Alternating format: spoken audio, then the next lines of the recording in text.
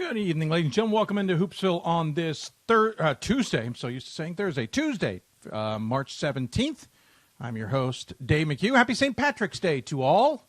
Hope you will enjoy the holiday in whatever way you can now that we've all had plenty of restrictions put in place. If you got questions for us, you can tweet us at D3Hoopsville or hashtag Hoopsville. You can email us, hoopsville at D3sports.com. That's hoopsville at D3sports.com. You can join us on Facebook where we're simulcasting the show, facebook.com/Hoopsville. You can also join us on YouTube, youtube.com/D3Hoopsville, where we were simulcasting the show. I wouldn't say we have a ton to talk about tonight, but we certainly have a lot to talk about. First and foremost, coming up later in the program, we are going to be your, you could say, exclusive home for the NABC All Star Roster announcement. Again, game not being played, which is unfortunate. But we will at least tell you who was selected for that All-Star game. Of course, the caveat being there are still 16 teams playing. That might not have been the actual rosters that took the court, as it were, but nonetheless, still a nice honor for those seniors from the NABC. So we'll release those here in a bit, and we'll talk to Pat Cunningham, head coach, now retired, from Trinity, Texas men's basketball. We'll talk to him about the selections, the uniqueness of this year, obviously, what they tried to accomplish with their selections and whatnot. And then we'll talk to him about retiring, the announcement coming. We've been trying to get Pat on the show for a couple of weeks, and news in general, including all the stuff we've been following in terms of COVID and coronavirus and whatnot, cancellations and delays and no crowds and whatever, have delayed us chatting with Pat, or I have a feeling we may have been talking about retirement here on the show, but that has been announced. He is retiring from Trinity, Texas University, and we will talk to him about that decision as well. And then coming up, the guys have said they will, and we hope they will join us for a roundtable of sorts, talk about what's going on, and so on and so forth. So looking forward to hearing what they have to say. From what I've been gathering, we will hear from Pat Coleman, Gordon Mann, Ryan Scott, and Bob Quillman all on the show together. At least that's the plan, as they say. So we'll hear from them. We'll talk about the new top 25s, the final ones of the season without a champion. The number ones have been crowned, as it were, at least something. We'll look at those top 25s. On the men's side, 5 teams took first-place votes. On the women's side, 3 had first-place votes. A little bit of shake-up in the bottom, which you would expect with the tournaments being played, and certainly on the men's side as well. We'll talk about that. All-region honors came out, not only for D3Hoops.com, but also NABC today. All-America will come out next week. I can't remember when the NABC releases theirs. It's always before ours, but with no tournament, I'm not sure what the timing on everything will be this week, or in general on a lot of that stuff. So, yeah, it's going to be interesting, to say the least. This will be our penultimate video show for the season. We will be back on the air, we're hoping, with some audio broadcasts that we'll put together every month or so, starting maybe next month. Unfortunately, I've got a little bit too much time on my hands now, and so we will hope to do that. Last year we started to do it, and then as all of the fans here know, we kind of lost the studio due to water damage, and we never were able to get it back on board. So we will hopefully do that this year. Certainly plenty to talk about. We were thinking about talking about the number 1 teams tonight. First off, we had already heard from Brian Morehouse of Hope last show. He happened to call in, which was certainly lovely of him to do. And so I didn't know about repeating that immediately. And I just don't know where the final awards will go. I certainly don't want to make any assumptions. And, gosh, if we named either number 1 team the coach of the year, then we're going to have them on maybe next week too. So we're going to hold off on having any of the number 1s on now. But as I've indicated before, we've got an opportunity with podcasts to come to hear from them down the road. We reached out once again to the NCAA about having someone on, whether it be a Dan Dutcher or even a Mark Emmert, about the cancellations and the process and everything that was going on throughout and we've been basically told that it's still a no-go on those requests. They're at least being respectful. They did send us an email with a quote, honestly not a quote worth bringing back up again. But at the same time, it was at least nice that they're not ignoring us. We reached out to, said, hey, even Mark Emmert's allowed, not allowed. We'd love to have him on the show, president of the NCAA. He was quoted in the AP, and there's been some stories today that I've read, though not all of them, about how it all came to be. There is one on ESPN that I haven't read yet. I do want to read that one. So we'll see. Sorry, just replying to a text message here that is pertinent to the show. So it's not happening. I'm hoping at some point one of our early podcasts will finally be able to talk about the decisions, not only to cancel the winter sports, but the spring sports as well. As much as we're a basketball show, the entire division was obviously affected. So we'll hopefully see at some point in time an opportunity to have that conversation with people, and we certainly don't want to leave it for naught, as it were, because I think the story would be interesting. I was talking to somebody today involved at one of the sites that shut down early, and that first weekend, and certainly they look better now. And again, I'll repeat what I said last time, and I was talking with them and commiserating a little bit.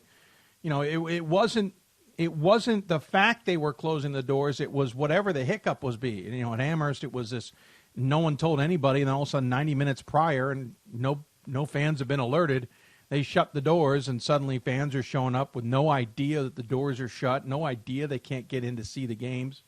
I mean, the team's basically getting absolutely no warning of that either. And at Johns Hopkins, while it certainly seemed to make sense because there was, the morning of now 2 cases related to the yeshiva campus, and you just don't know, fans-wise or even anybody else who may be in contact. It wasn't that we didn't talk frankly about that. That wasn't the frank part of it. The frank part was, hey, we now have cases in Maryland, so we're closing things down. And it just, became a little convoluted. And I think because it was early on. But I gathered from talking to some of them that there were some frustrations coming from Indianapolis, or at least NCAA in general. And remember, the NCAA is membership, though in these cases it's people who have been put in charge by members. And it seems like there was some confusion or a lack of, hey, here, help you out, or maybe leaving them out to dry to some degree. I know we were certainly confused that first weekend. That Sunday show where we got all the information about Amherst hosting a second time was a busy day trying to nail down information and nail down reasons. And I think there's going to be, the one thing will come out of this certainly is that we'll have learned how to do it better if we ever have to cross this bridge again. Now, the NCAA says they don't want to get in the way of schools who are making decisions that are best for their campuses, but I think the schools were also looking for some guidance. So it was an interesting times, to say the least, and here we find ourselves. All regions, as we mentioned, have come out. Number ones have come out. Certainly we'll be talking more about that down the road with our guys on the show, and I look forward to having them on. I'm just double-checking because I indicated an email went out, but now I'm paranoid that email may not have gone out. You know how that is, right, folks? If you got questions for us, tweet us at D3Hoopsville or hashtag Hoopsville. Email us, hoopsville@d3hoops.com. Join us on Facebook at facebook.com/Hoopsville. I say D3Hoops, it's d3sports.com. Also on YouTube, youtube.com/Hoopsville. Coming up, again, we will introduce the All Star Rosters for men's basketball for the NABC, the game that should have been played this week, coming up, or should have been played. Coming up. That is the timing is right. That game was to be played on Saturday as ahead of the 2 semifinals in Fort Wayne. Of course, Fort Wayne also lost, by the way, the women's regional the next weekend that was supposed to take place there. Remember, regionals in Division I are the Sweet 16 weekend. We call them sectionals because we call the regionals the first weekend, as most do.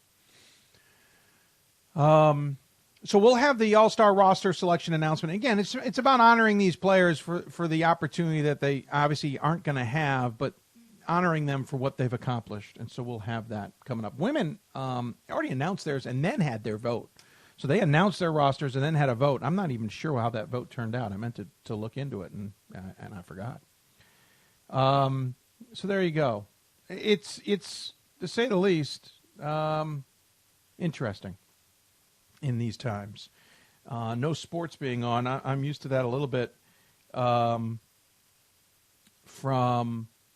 9/11, where we had a week off of sports essentially. But there's other things to certainly talk about, and not the coronavirus isn't worth talking about. But we're going to have a month here, and it's a little odd.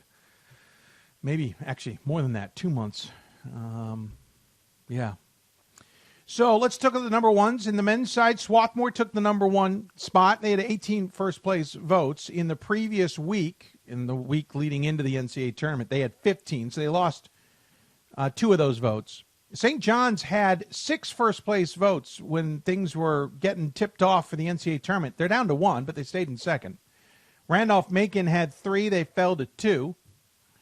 St. Thomas, who was in the 4th spot, stayed in the 4th spot, picked up a first-place vote. And Mount Union, who was in the 5th spot, moved up or stayed in 5th, but gained a bunch of points, and they picked up a couple of first-place votes. So Swarthmore 1, St. John's 2, Randolph-Macon 3, St. Thomas 4, and then Mount Union 5. Central sitting in the 6th spot, up from 11. I don't have them that high. I think they're good, but I just didn't have them that high. Wittenberg ended up 7. Yeshiva jumped from 13th to 8th. Wash U went from 16th to 9th now. The Elmhurst ended up finishing 10th, moving up from the 15th spot. Brockport finished 11th, moving up from 18. Johns Hopkins fell to 13th. Platteville fell from 8th down to 12th, and that has probably more to do with moving other teams up, not necessarily a negative reaction to Platteville. Johns Hopkins went from 6th to 13th. Nebraska Wesleyan went from 7th to 14th. Tufts went from 20th to 15th. Pomona Pitzer went from unranked to 16th. Christopher Newport went from unranked to 17th. Emory went from 10th all the way down to 18. Whitworth went from unranked to 19th. Hobart went from unranked to 20th. Colby went from 12th to 21. Springfield went from 17 to 22. Oshkosh went from 24 up to 23. St. Joe fell from 14 down to 24. And Middlebury ended up rounding out the top 25. They fell to 25th from the 21st spot.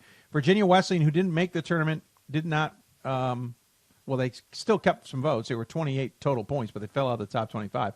St. Norbert fell out of the top 25, which was a little surprised by. La Crosse fell out of the top 25, and so did York. My top 25 ended up looking with Swarthmore 1. I only spent 1 week without Swarthmore as my number 1. Randolph-Macon was my – hold on.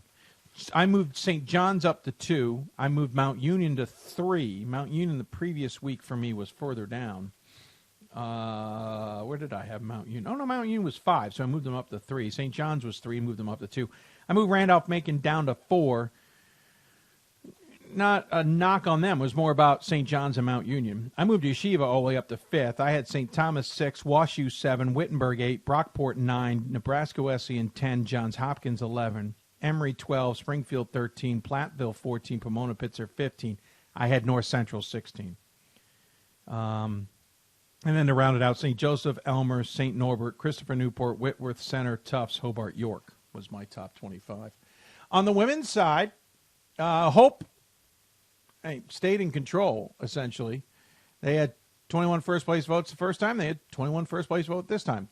Hope, Tufts, Bowdoin basically didn't change. Tufts did lose some points. They went from 588 points down to they actually gained them. 578 to 588. And Bowdoin consolidated a bit, too. And then it was Amherst, Baldwin-Wallace in 5th, Whitman, Loris, Oglethorpe, Mary Hardin-Baylor, Wartburg. Wartburg falling from 5. Mary Hardin-Baylor jumping up from 14. DePaul fell from 4 to 11. Bethel fell from 6 to 12. Trine jumped from 23 to 13.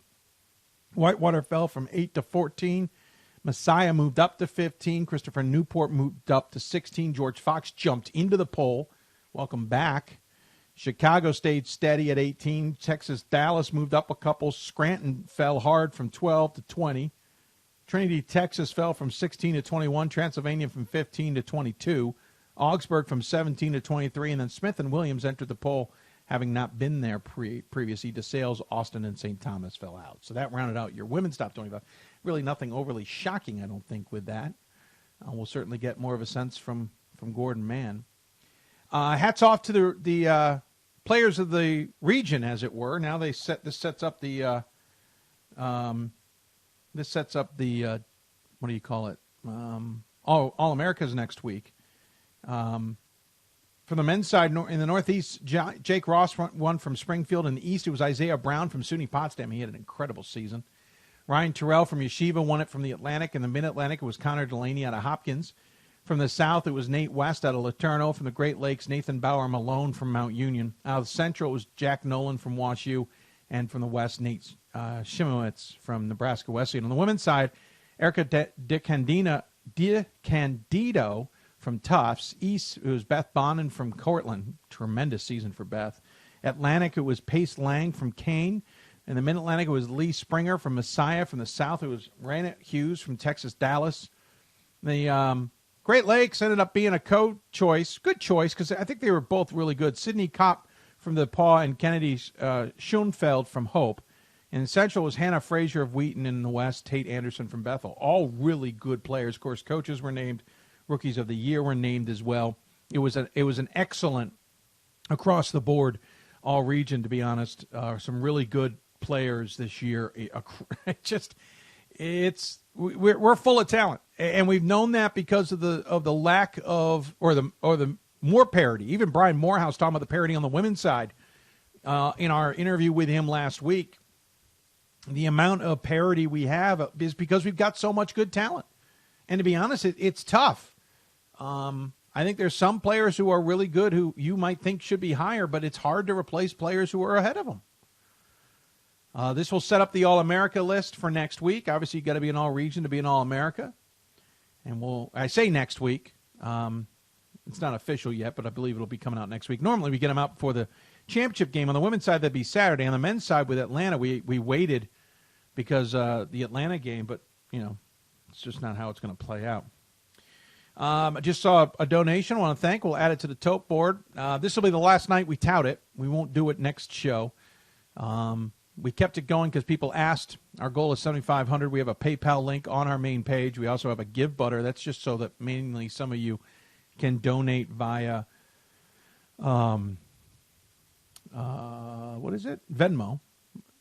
So if you want to use Venmo, the Give Butter link is available there. Wouldn't mind making a little more dent in there if we can. Any realignment news? There isn't really any realignment news at this time. We had that. There isn't anything to discuss yet. There isn't any meetings. We talked to Brad Bankston about a month or so ago about it. It had passed the championships committee and now goes on to the management council.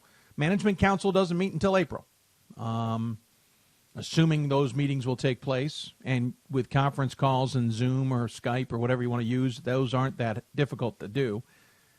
If the management council approves, it will be all hands on deck moving forward for the next 18 months. And we will see new regions, because we'll have 10 of them in basketball, coming for the 21-22 basketball season. Not for 2021, but for 21-22. That's when the new regions will come out. I've still not gotten my hands on yet the look of what they may look like. They could still go through some tweaks, but I'm going to work on that here now that things have settled down. Also, by the way, Jostens Awards, usually named by now. I think because of the delay, they let the vote go a little bit longer. I know I got my vote in over the weekend. Someone in panic mode, but I think they clean up the vote. I think it all wraps up tomorrow, Wednesday. And then they will release the Jostens Awards winner. Of course, remember, Jostens is a mix of not only the best player on the floor, but also someone who's tremendous in the community along with good in the classroom. I will not indicate my vote until we get it all done. And maybe next show we'll have the Jostens winners as well. But thanks for the question there for someone who decided to create well, that's interesting. It's called the Realignment Report. It was joined, I think that someone changed that. Joined in March 2015, but I have a feeling they changed their names. But that's a good question nonetheless. Thank you for asking it. But yeah, no changes, and there won't be. I mean, we had Brad on to talk about it. That's certainly a big step, but there's nothing else outside of that to talk about at this time regarding all that. Oh, I'm sorry. See some Facebook questions. Josh says, first we lose our AFL games together in Baltimore. Now no more Fort Wayne. Love what you're doing tonight and have been all season. Josh, thanks, buddy. Josh is a director-producer that I've worked with over a number of years in many different sports. He was behind one of the selection shows, by the way, folks. Thanks, Josh. Appreciate it. We will be on the air next week. Big show planned. I'm just not going to give it away until it's official. But stay tuned. We have some bells and whistles and some fireworks to fire off next week with some more awards and honors and such. It's fun to work with Josh. Great that he's tuned in. Don says, I believe the Augsburg was the only school in the final top 25 to not make the NCAA women's tournament. You might be right, sir. On the men's side, Virginia Wesleyan had been sitting there. They had made the tournament, had not made the tournament, and were sitting in 19th in that poll. But now they're out and hadn't made it. I don't think there's anybody else on the men's side. I'm quickly looking at the men's side. A lot of first-round exits. Yeah, no, I think you're right, sir. I think Don is right. I think Augsburg is the only one in there that didn't make the tournament and is still in the poll. Again, Virginia Wesleyan, the previous week on the men's side, the poll going into the tournament after the brackets have been released, that poll did have them in there. Now, some voters had voted before the brackets had come out. There are some voters like myself who voted after the brackets came out. I still kept Virginia Wesleyan in both my ballots. I just mentioned, didn't I, that I kept them in? Did I keep them in? That's a tremendous question. No, I removed them. I didn't mean to remove them, but I ended up doing it. Mainly because I was trying to get others in. I saw a quote from Ryan Scott, and we'll talk to him later about it. He had 10 teams he just absolutely expected to be in his top 25, didn't make it. And I'm not surprised. Doesn't shock me. I think moving forward with awards and polls was the right thing to do. Well, thank you, Mark. There was one person on Twitter who said otherwise. I see someone, the NABC's replied to somebody. Oh, yeah, NABC tweeting. Then he said somebody replied basically because of the virus. We're not playing the game. We're just announcing the brackets. So, not the brackets, but the rosters. Because we want to recognize these players for what they've done. They would have made the tournament. The women had already announced it. They had announced it last Thursday, I think, or somewhere around there Wednesday, and then had their vote. We had the vote, and then we're going to announce the rosters. It's just different ways of skinning the same cat, as it were. So the game won't be played, which is unfortunate. Was looking forward to it, but especially some of these players. But granted, not all of them would have been there. I think, with 8 teams getting to Fort Wayne, that certainly makes the All-Star thing a little bit more challenging. But, yeah. Well, we'll take a break. When we come back, we will go into those ballots, as it were. I was going to do a really cool process to this whole thing and show off all the tricks of the trade, as it were, and show how they're being revealed. But we're going to probably keep it a little bit simpler this time. We'll just show you the 2 teams. Also show you the coaches who will be who are to coach these teams. We'll have that coming up here on the show. And then we'll talk to Pat Cunningham, the head coach, soon to be, well, I guess no longer. He's retired from Trinity, Texas, but he's a board of director member of the NABC. We'll talk to him about the selection process, and most importantly, we'll talk to him about retirement. You're listening to Hoopsville, presented by D3Hoops.com from the WBCA NABC studios. Before we go to break, I want to thank our partners, especially who have helped us out, especially late in this season. Starts with Sensible Sports Marketing. If you're looking for a promotional product or apparel, Sensible Sports Marketing has the largest selection in college athletics. If you can dream it, they can do it. From game day giveaways to premium door gifts and more. Give them a visit at getsportsense.com or call them at 1-800-575-4765. You can also check out Sport Tours International at www.sporttours.net if you're looking to make a trip with your team sometime in the future to Europe, South America, or Costa Rica, especially after this coronavirus has settled down. Or are you looking for a tournament? There's the Daytona Shootout before Christmas, and then there's the D3Hoops.com Classic in Las Vegas after Christmas. Check out Sport Tours International. Find out how you can make those arrangements through our friends there at Sport Tours. And then Capital Elite Agency, prepare to advance. Check them out online at www.capitaleliteagency.com or on Twitter at Cap Elite Agency. Cap Elite Agency is their Twitter account. If you are a coach, assistant coach, whoever, looking to take to the next step or advance your career, check out Capital Elite Agency for that next step. We'll take a break. When we come back, we will talk about the NABC All Star Rosters in Division III basketball. You're listening to Hoopsville, presented by D3Hoops.com from the WBCA NABC studios. Plenty more Hoopsville ahead.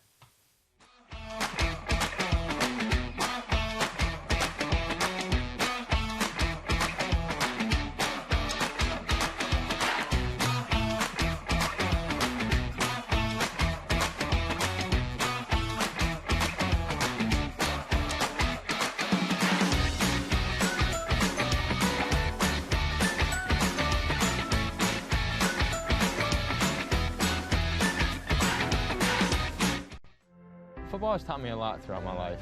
It's definitely had a huge imprint on who I am as a person. Competing at a Division III level created that opportunity for me to go to college. Not only was I the first one in my family to graduate college, but I was really the first one to even go. Being the first one, I'm breaking that cycle, and now that I've graduated, I'm not sure what's the next step, but I know I have a lot of doors open. And a lot of those are open because I played football and ran track here at Otterbein. College basketball lives in Kansas City at the College Basketball Experience at Sprint Center. The College Basketball Experience is the place to get your game on. It's not a museum, it's an experience you won't forget. Discover the history of the game in the National Collegiate Basketball Hall of Fame, featuring the Gallery of Honor, Mentor Circle, and Honor Theater. Suit up in the latest CBE logoed Nike gear at the CBE Hoop Shop. Elevate your game today and visit the house that college basketball built. For the love of the game. But for those of us who are Division III student athletes, it's more than that, a lot more. Sure, the game is important, but as we work so hard to build both mind and body, it's more about team. That is why NCAA Division III teamed up with Special Olympics, and in giving the gift of sport to those for whom it seemed an impossible dream, we are working to make this a better world. Help us keep that dream alive. You can make a difference. I'm a Division III student athlete, and I know how powerful words can be. The term gay doesn't mean stupid, lame, or less than. So I pledge to speak up if I hear the term gay used in a derogatory way or any other homophobic terms. If you can play in Division III. I'm a Division III student athlete, and my teammates unconditionally accepted me as part of their family. So now I pledge to do the same for others. If you can play in Division III. We are the coaches of women's basketball. We are leaders and teachers, dreamers and winners. We are professionals who conduct ourselves ethically and with integrity. We place the education, safety, and well-being of the athletes we coach above all else, and teach them the fundamental values they need to succeed in life. We are coaches united for the good of our game and those who play it. We are the WBCA.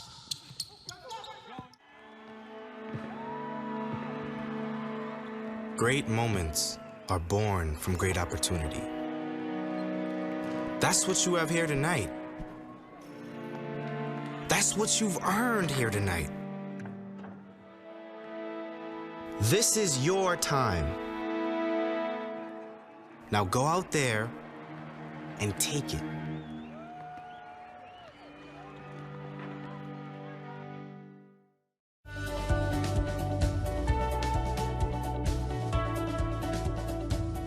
I just wanted to get good grades and to do well. But it also made me realize that I have a lot of career goals. You're there to get a full college experience, not only participate in your sport, but participate in things outside of that. And it's all about growing as a person. My coaches have helped me with figuring out who I really am. Their lives are dedicated for us to succeed.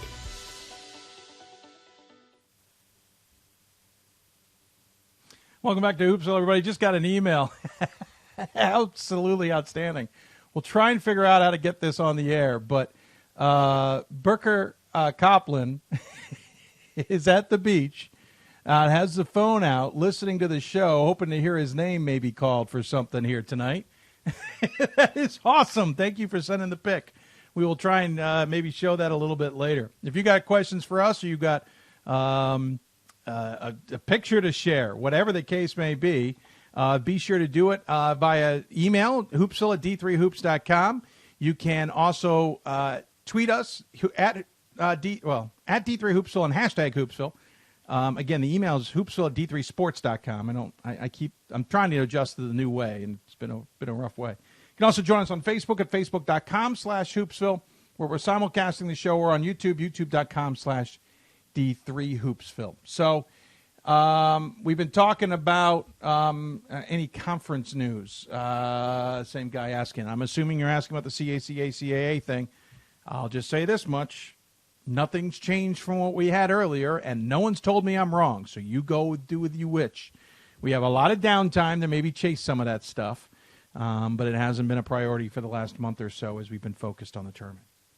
All right, so again, the NABC All Star Game usually takes place this week, and it's always a fun event that's been around for just a little bit of time now. We've gotten pretty used to it. The women started up; we're going to have their second event this year, and on the men's side, it's been pretty much a part of the championship weekend now, and we certainly were looking forward to seeing who those teams would be and who would be involved and all the excitement that would be involved. Of course, it didn't happen, but doesn't mean we don't want to recognize the seniors and working with our friends at the NABC, whether they're at the home office or they're in Division III ranks. We were able to make it happen that we could announce those rosters ourselves here. And in a short bit, Pat Cunningham will join us to discuss these teams and the selection process and all of that jazz here with how they put it together. And, of course, he's retiring, so we'll also talk to him about that. But more importantly, let's get to these all-star rosters. The most important part, to say the least, would have to be the coaches. The two teams are going to be coached by Jim DAFLER and Mark Edwards. DAFLER had 40 years in athletics, 18 seasons coaching at 4 different schools, finishing up his time at Westminster, where he became athletics director. He was the 2015 NABC Outstanding Service Award winner.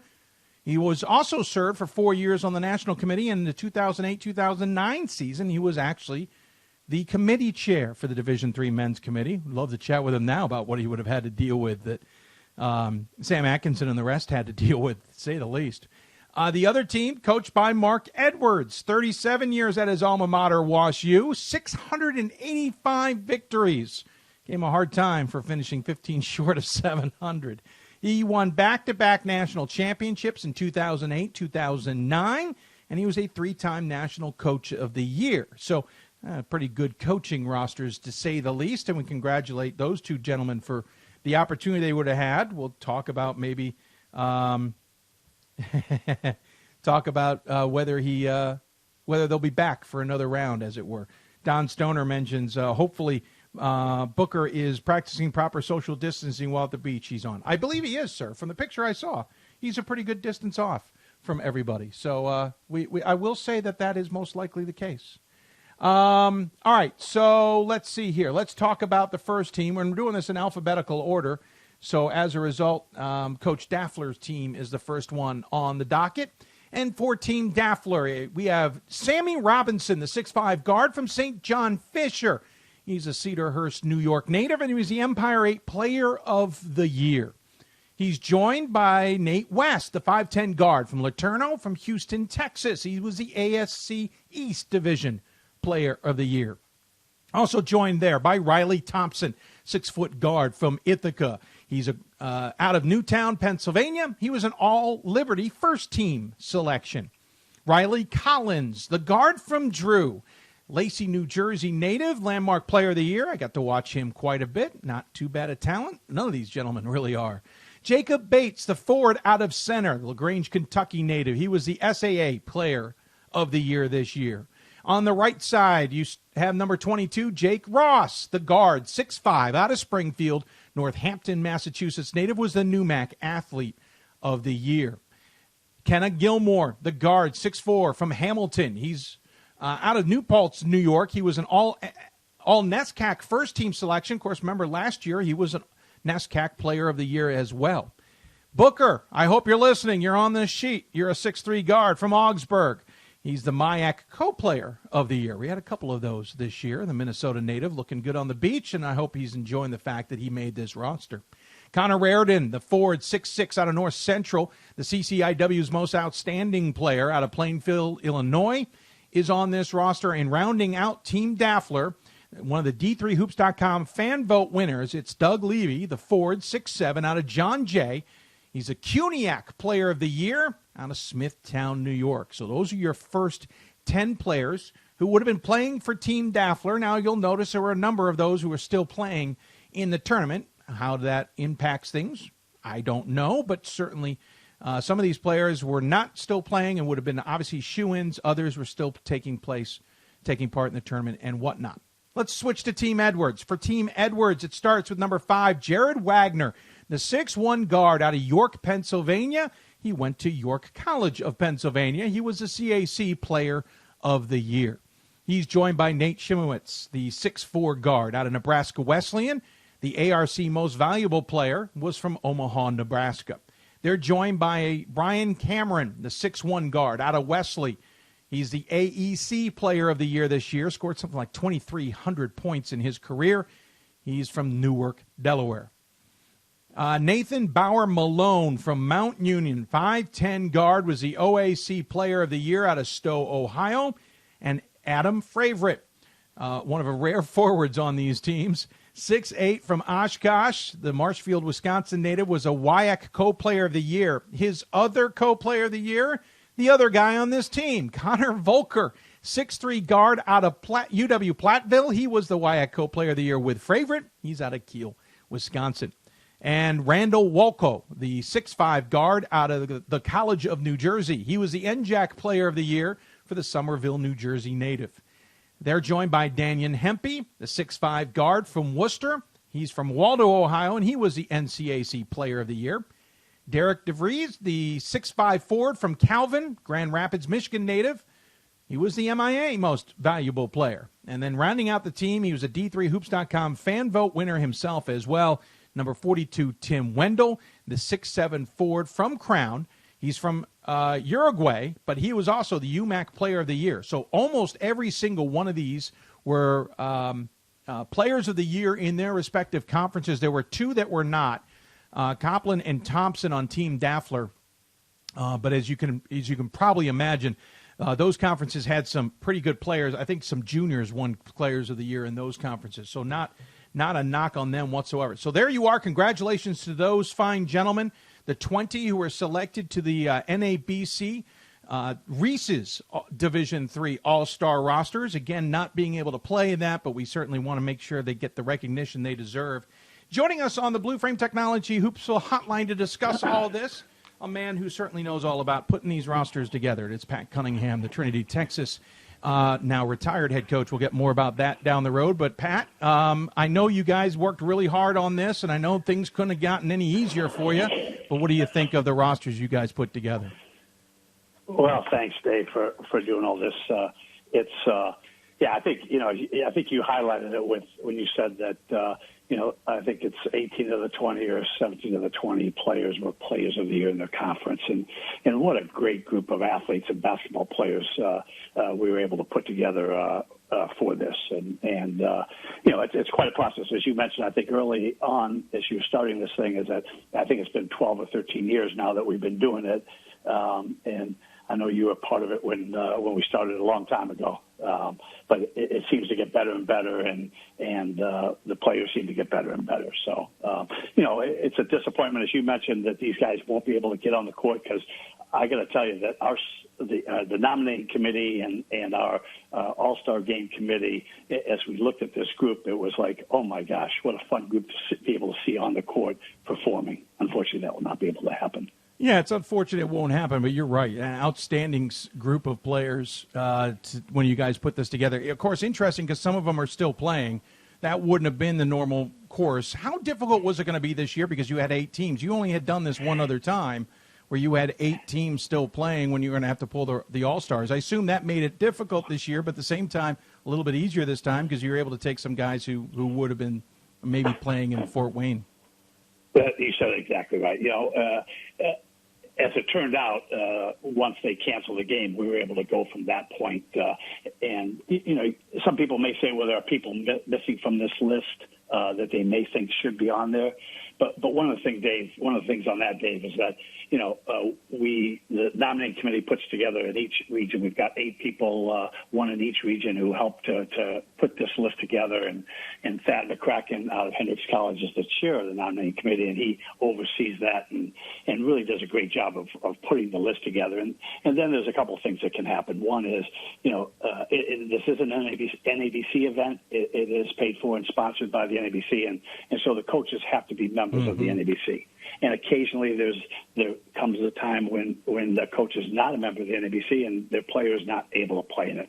And, that's really unfortunate. And we try to promote as much as we can for coaches, especially when they have good seniors, to just be a member of our organization, so their player can be doing. And then the second thing that can happen is, once we get our list together, then that nominating committee goes out and makes sure and checks with those players and make sure that if they are not playing, if they get eliminated from the tournament, will they want to play in our All-Star game? And occasionally there's a player who may have a previous commitment that if he is out of the tournament, would prefer to go to that and do that. It might be a family event. It might be, it could be all kinds of things that could happen. So once in a while we'll have players who will decline our invitation to play. And so they may not be on this list, and that can happen in any year, not only this year. You must be reading our chat rooms and some of our video rooms, because already one person's saying, well, geez, the person who's leading the scoring first in the country should be on that list. First off, you got to be a senior.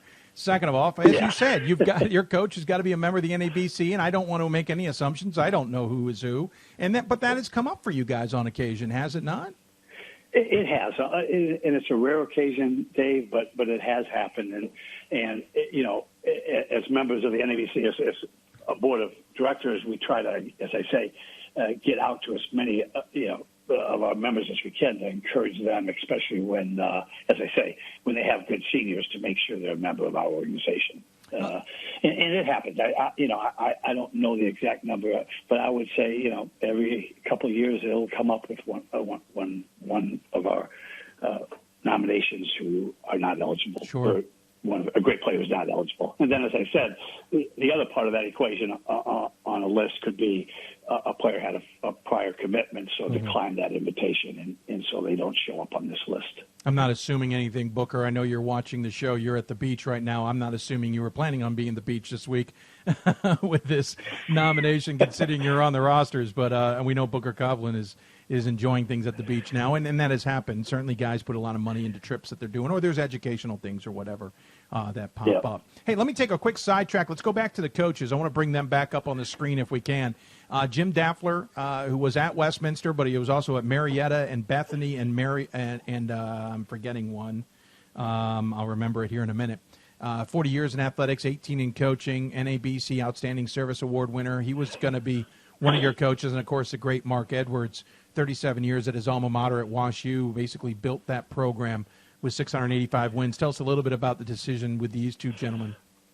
Well, so Dave, as you well know, when we started this 12, 13 years ago, we made the decision to at least initially start with past winners, Outstanding Service Award winners, to come back and coach the game. And it's been a great experience for us, getting coaches who are out of it and back in to coach the game and see them and get involved with them. So that's been fun. The other part of that is, again, Jim DAFLER was on the committee when the basketball committee, as you mentioned, he was the chair when myself and Charlie Brock were also on the committee, and when we put this All-Star game together at that time. And is just a great friend, and was a great coach and a great ambassador for the game of basketball, and still is. So we've tried to get him a couple of years to coach it, and he was available this year. And then Mark Edwards, again, speaks for itself, is an outstanding service award winner and had some great years at WashU. I was fortunate to coach against him for many years, and many of those, whatever that was, 670 wins came against me when I was at Chicago and a few when I was at Trinity. So not many of his losses show up on his door. But two really good coaches. We're hopeful that we haven't made that decision yet, but there is some precedent next year to actually coach the game. That's a decision and conversations that we'll have moving forward, and to let them have that experience. Unfortunately, the players being seniors that won't happen, but the coaches we may be able to do that, which would be a great thing for us and a great thing for those two as well. Yeah, I know some people were wondering about that. By the way, it was Mount Union. That's where DAFLER was also coach. He also played at Capital. I couldn't remember it, and I want to thank those who reminded me. Very much a Great Lakes guy. Some others are reminding me he also was the chair for that famous bracket of death, but we can move on. Things have changed a little bit since those days. Back to the players again. Obviously, it's unfortunate the game wasn't going to take place. At what point do you guys, I don't want to say give up, but at what point did you guys realize this wasn't even going to happen? Even if we were going to play, let's just say, for argument's sake, Pat, that the Fort Wayne games are going to still take place. I had a gut feeling you guys were maybe looking at maybe not being able to put this together anyway. Well, putting it together would not have been the issue per se, but I think early on, Dave, as you well know, there was talk of I think early on of not allowing fans into the games. That was the initial direction that they were headed, and just key personnel being there. And I think once those conversations started, then I think actually playing the All-Star game. That started to move into the background, and not that it's not important at all, but obviously the focal point of that weekend, which would have been coming up this weekend, would have been on the NCAA games. That's the focal point of it, and that's where we're kind of a sideshow to it, but a sideshow that I think the players love and enjoy. But I think that I think not early on, but once they started talking about that, I think the inkling was there that this may not happen. And then, we kept moving forward with our process. And as you mentioned, it would have been really, really hard this year, especially in some of the regions, because of teams still playing and having 8 teams, as you mentioned, going to Fort Wayne.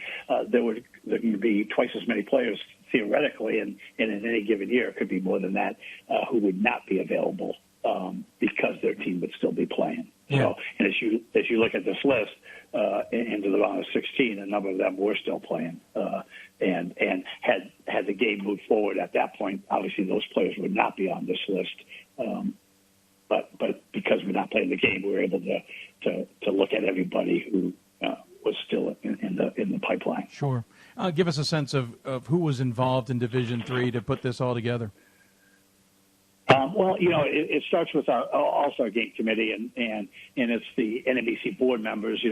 Charlie Brock, who is our past president, he and Paige Moyer started this they were both on the board back in 12 years ago, whatever year that would have been, 2008, 2009, somewhere in there, where the first game happened. And then Paige obviously has since moved off the board, and Gary from Stevenson. Yeah, Stewart. Stewart, is on the board, and myself, and then Mike McGrath is interesting enough, we're only supposed to have 2 Division III members on the NABC board, but because Charlie's a past president and some issues with when Gary moved from Division I to Division III, we have a little bit more representation of Division III on the board. So the 4 of us are on that committee, and then we have a number of guys that have been with us since the beginning. Dan Priest, from Kenyon, he's on the committee, has been since the beginning. Jody May from Albion has been on it. I think shortly came on. Mike McGrath did the nominating committee at the first year or two, and then Jody May took over that quickly, doing that job. And now Thad McCracken has moved into that position. So Jody's on there. Thad McCracken is on there from Hendricks.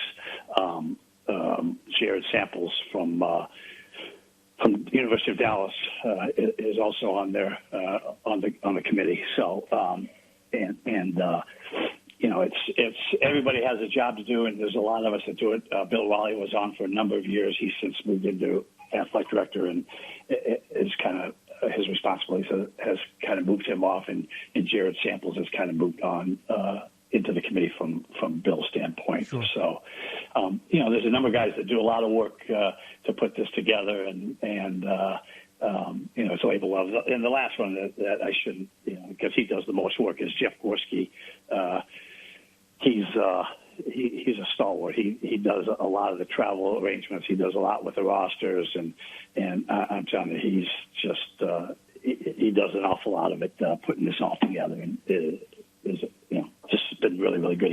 I think he's been doing it now 4 or 5 years at least to help us. So I don't think I'm forgetting anybody. I don't have it in front of me, but I think that's everybody that's on it. They'll let you know. Don't worry. They'll send you a text.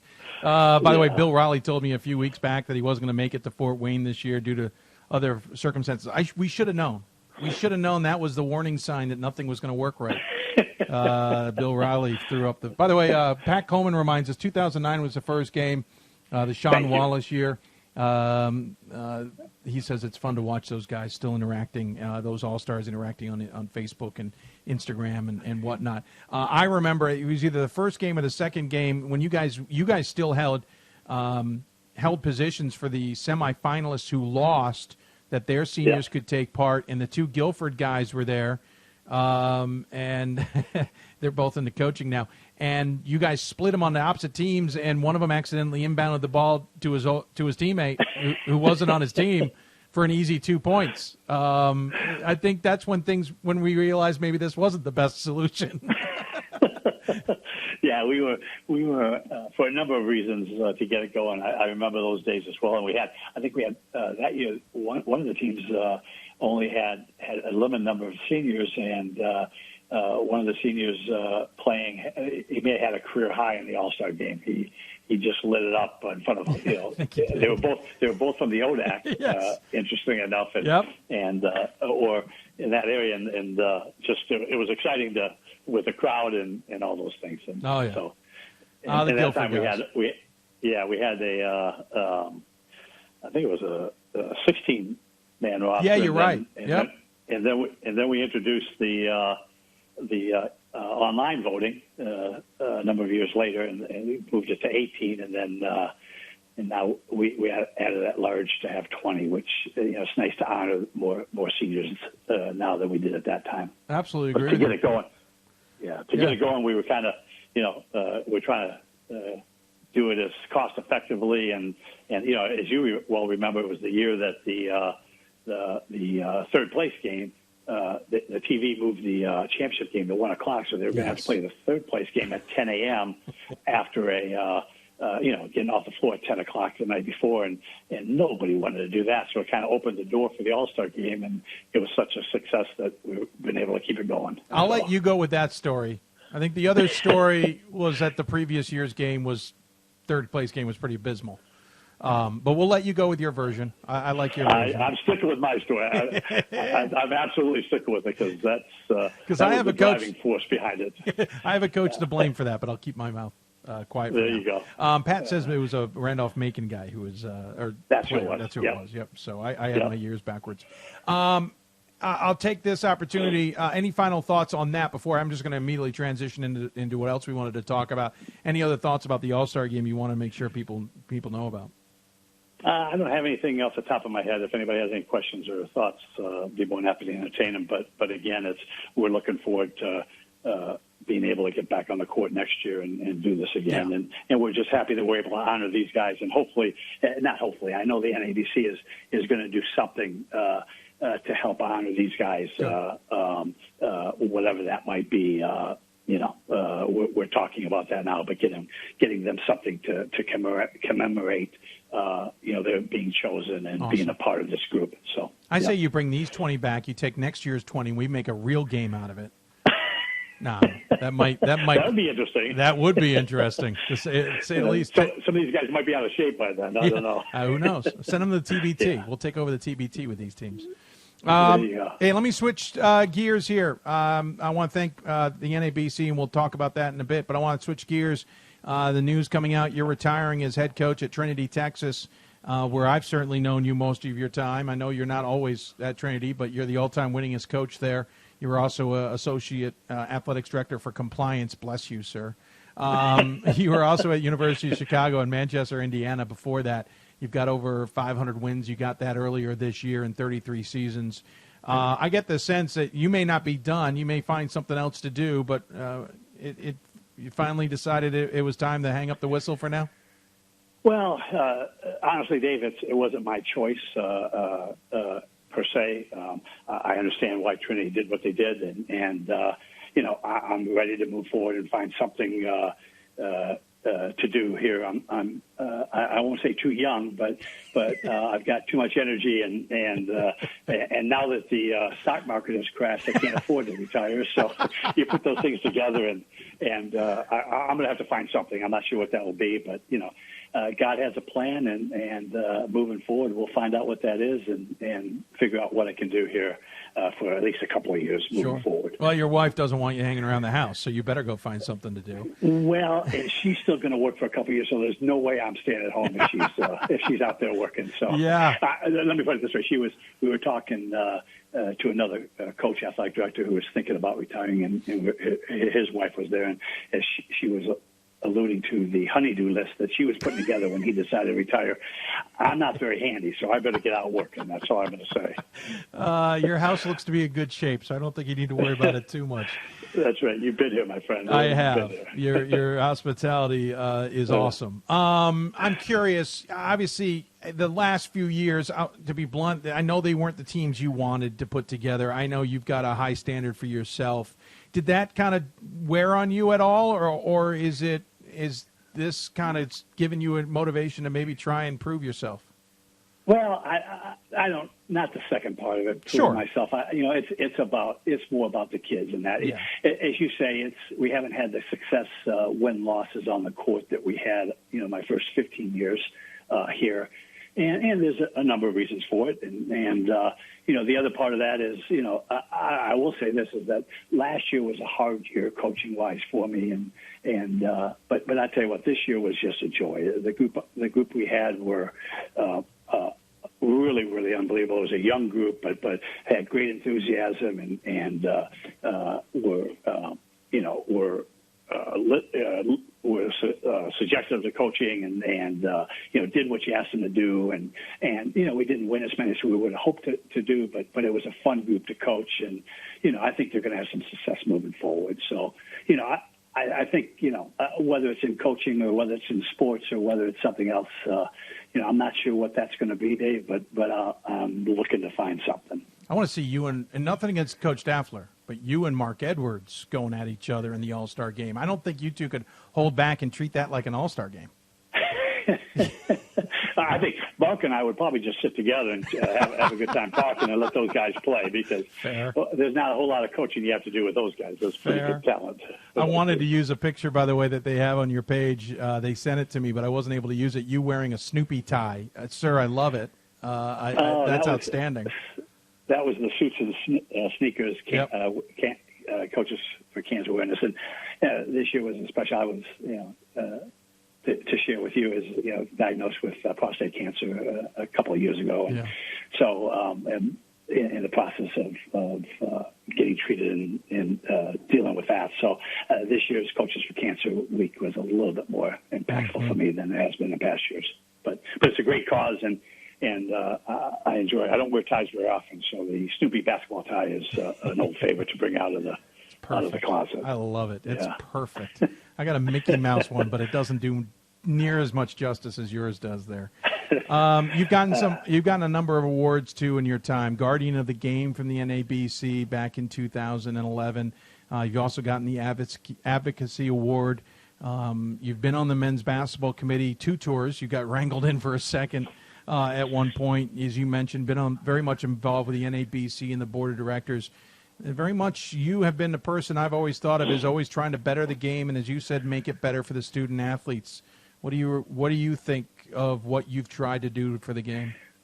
Well, thank you, Dave. I appreciate that. And that's, there's a number of us in coaching. There's a lot of us in coaching who try to do that. I know, NABC being on the board of directors is an honor, and it's nice to be an advocate for the game and to try to promote basketball at all levels, and that's what we do. And, being on the championship committee, the basketball committee, a number of years ago really opened my eyes to just how the process works and how hard those coaches on that committee work to do the right thing.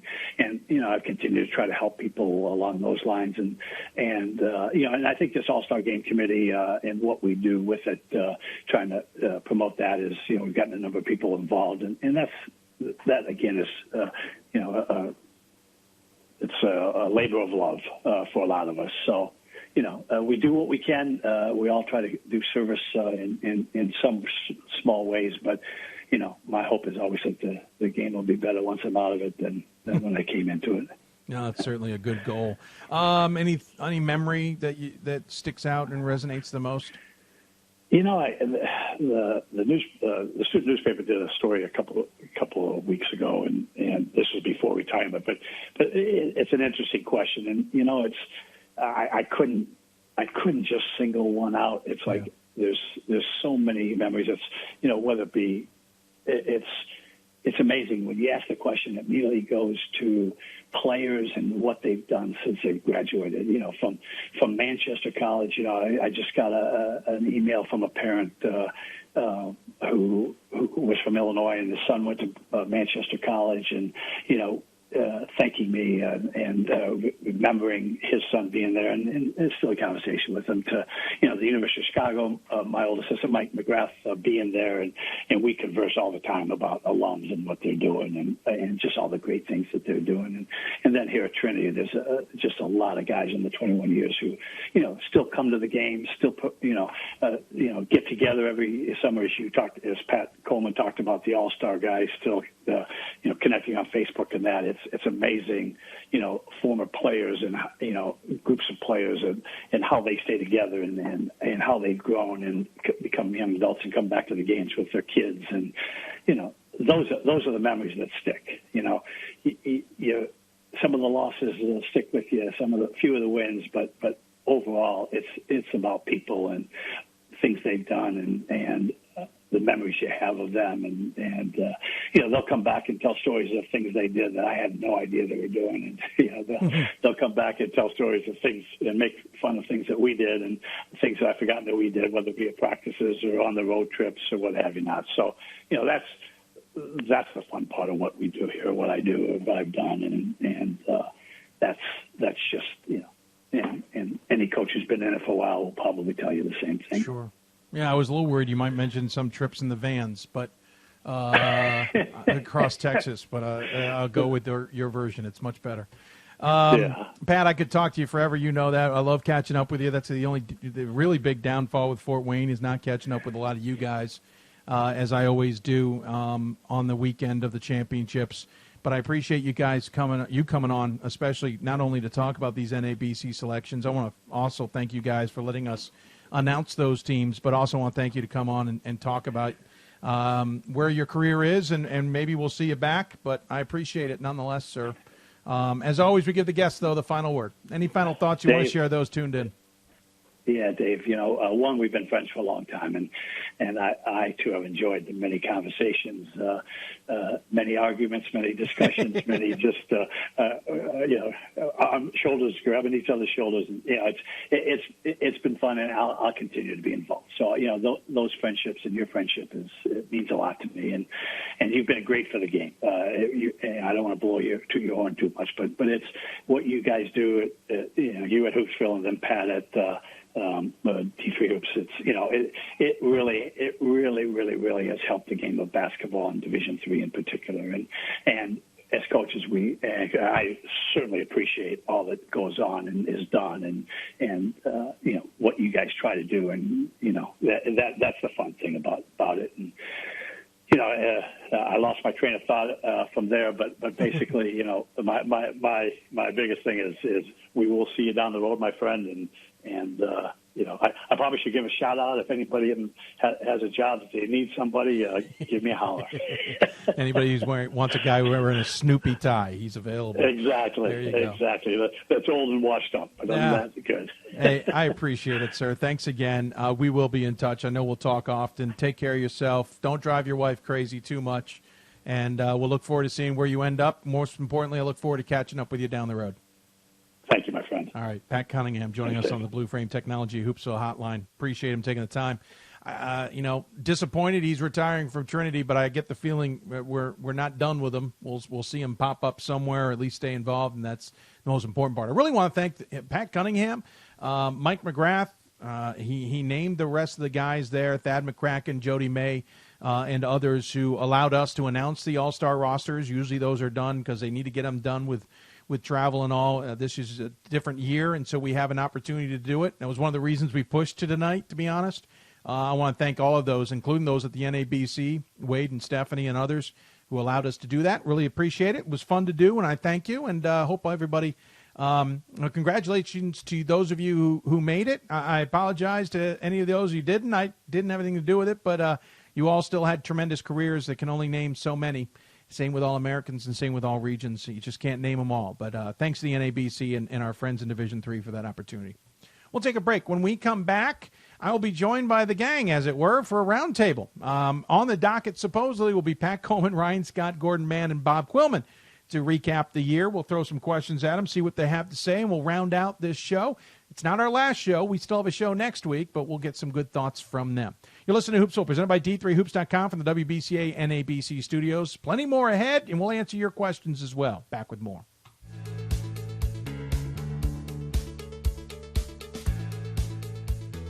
Being a part of the different activities and organizations that I've been a part of, I'm actually able to see myself where I'm like, hey, I actually can make a change. I'm one person that can make a difference. Division III has helped me to develop teamwork skills, critical thinking skills, time management skills. It's not just about basketball, or it's not just about school. It's about developing yourself as a person altogether. My name is Marcus Walker. I was All-State, won a state championship, a high school All-American, and played college and pro ball. I played because I love the game. I grind to be the best. I sweat because I put in work. I'm strong because I believe. When I want to bring it before game time, I come to the house that college basketball built, the CBE. No matter your skill, take it to another level. Elevate your game right here at the College Basketball Experience at Sprint Center. For the love of the game. That's what it's all about, they say. But for those of us who are Division III student athletes, it's more than that. It's more about team and the schools and communities we represent. And for the many of us blessed with the strength to compete in sport at the college level, we understand that with what we were given comes a special obligation. Our obligation to help those who have their own special needs and whose love for the game is no less intense. That is why NCAA Division III teamed up with Special Olympics. Since August of 2011, we and others from Division III campus communities have volunteered more than 250,000 hours, time away from the classroom and practice field, reaching across the country to coach and mentor Special Olympics athletes. And to learn that in giving, we receive so much more in return. Help us keep that dream alive. Be part of it. Get involved. You can make a difference. It's on us to stop sexual assault in any way that we can. To get a friend home safe. To never blame the victim. It's on us. to stand up. To make our community safe for all. It's on us. It's on us to look out for each other at parties. It's on us. To be more than just a bystander. To step up and say something. It's on us, all of us. To stop sexual assault. Learn how and take the pledge at itsonus.org.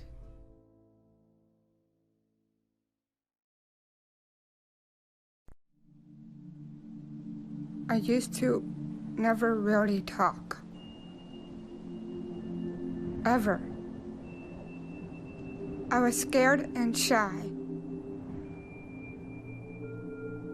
It was hard to look at people's faces. I was afraid if I said something wrong, everyone would laugh at me. But then I started to play golf with Special Olympics. I made friends and won lots of gold medals. But I learned more than just playing golf. Special Olympics helped me to find my voice.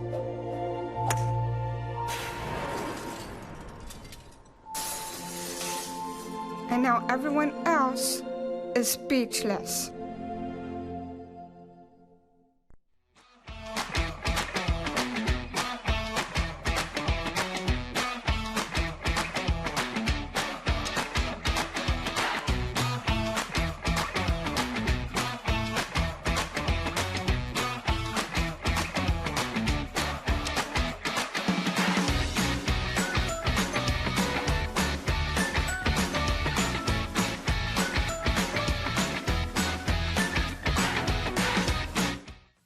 Welcome back, everybody, as we continue along. If you got questions for us for the next segment, because this will be fun, we're going to have a roundtable. You can always email us, hoopsville@d3sports.com.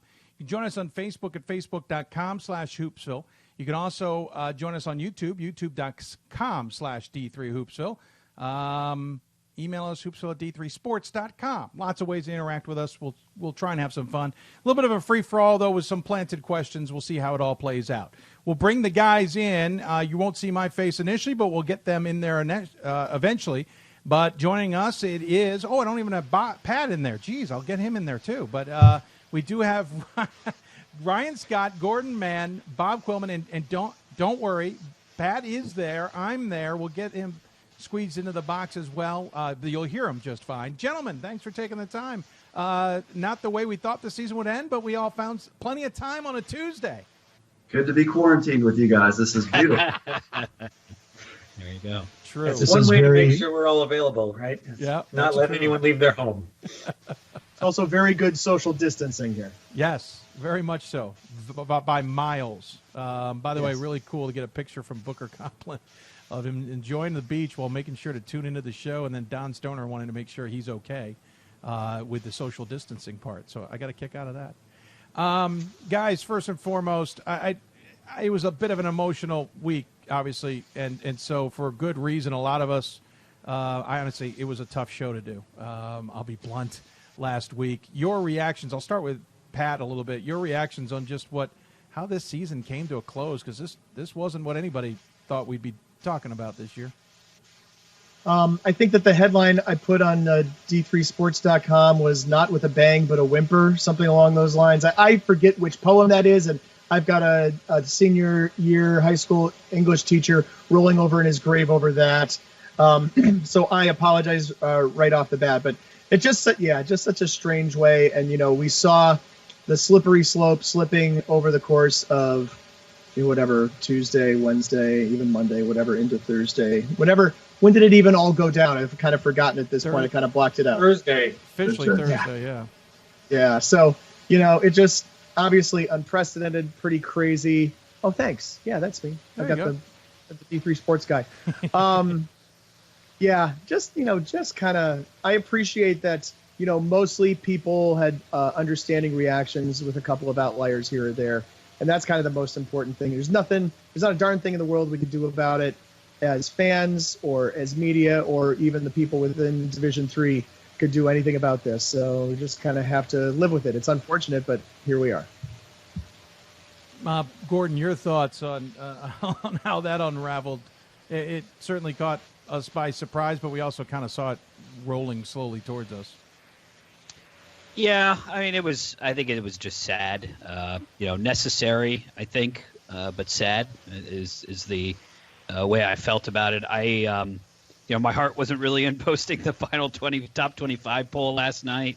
Wasn't as excited to do the all regions. I mean, I'm sure this is true on the men's side, but particularly on the women's side, where you go through so many nights where the top 25 wins by 30. There's one or two upsets. The top 10 teams will have a combined, 15 losses. It sort of all builds up to the last two weekends where you have those 16 play down, and then you get down to the 4, and then you have resolution. It's like a great movie where it builds to something at the end, and this is like the great movie that where the film breaks 20 minutes before the end. This is the fade to black without Journey playing in the end. Yeah, wow, there's a good way. Wow, Journey. By the way, Don Stoner reminds us, not with a bang, but with a whimper, from T.S. Eliot's The Hollow Man. There you go. T.S. Eliot, there we go. Thank you. Thank you, Dennis Wadley at DLSL High School in Minneapolis. I missed that. Look at that. As penance, Pat, you have to watch Cats, the movie, which was also based on a T.S. Eliot poem. So please don't. I mean, I've got time. I've got nothing but time. We all do. Ryan, your thoughts as it all whimpered to an end? Yeah, I mean, as things have gone on, it's harder and harder to be disappointed. The word came down today. Swarthmore canceled commencement today. And you realize the guys who are really upset to give up their basketball final are going to be much more upset to give up walking at graduation. And one of the things that I took solace in, this is the weirdest thing possible, but my senior history thesis happened to be what colleges did in response to the Kent State shooting 50 years ago. And it turns out there were hundreds and thousands of colleges across the country that canceled commencement and the end of the spring, and none of us remembers it. So hopefully this is something that will go down as sort of a strange memory, and it'll be a little less heartbreaking in the future than it is right now.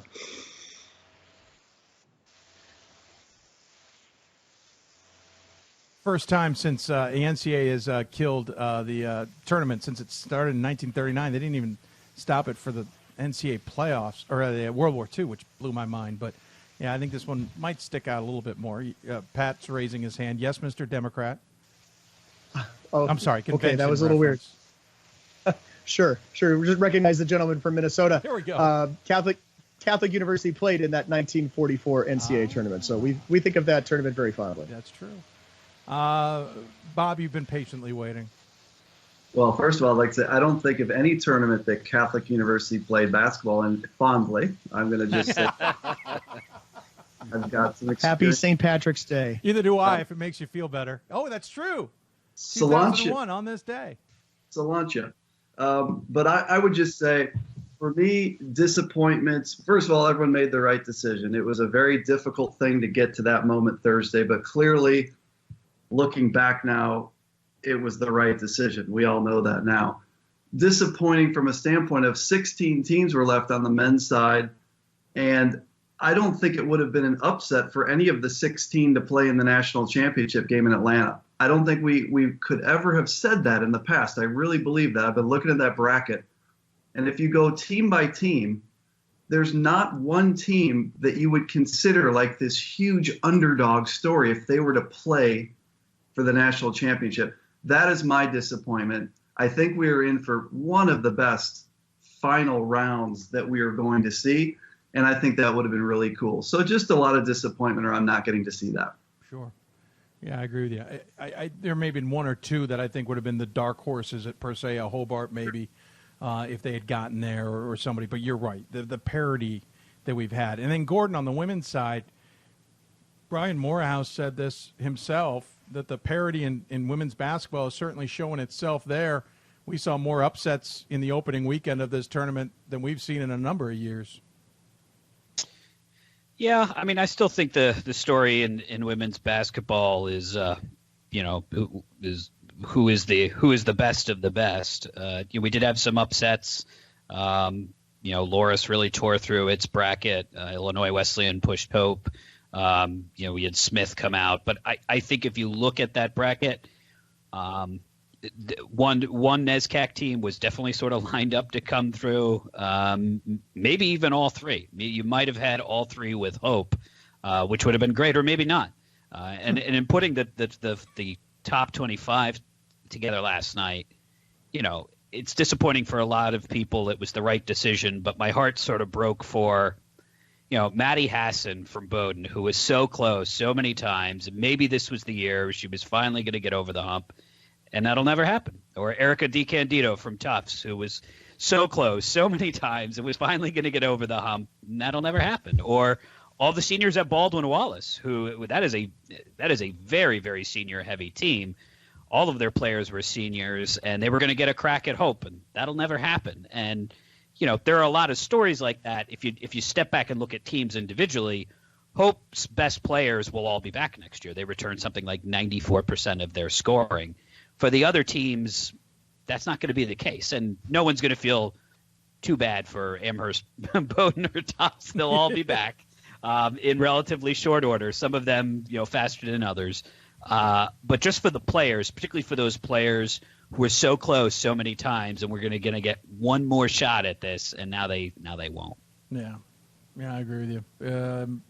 It's a little tough. And Brian Morehouse talked about how some of those. Well, we heard it from Michelle Whitman too, about how the players found out that these games were not going to happen. Saw some others. The Mount Union's player, DJ, sharing the video of getting the news. Oh, just ripped my heart out. Glad I didn't see that before air. So, yeah. By the way, I saw this asked of us. I'll ask it knowing it's a bit of a loaded question. Spring sports are getting their eligibility back. Probably, that's probably not a bad thought at all. It's a good reason. Do we even dabble with trying to say you come back for another year in winter sports? I know where I sit. Many of you know where I sit, but I'll leave it up to you guys first. I've thought about that a lot.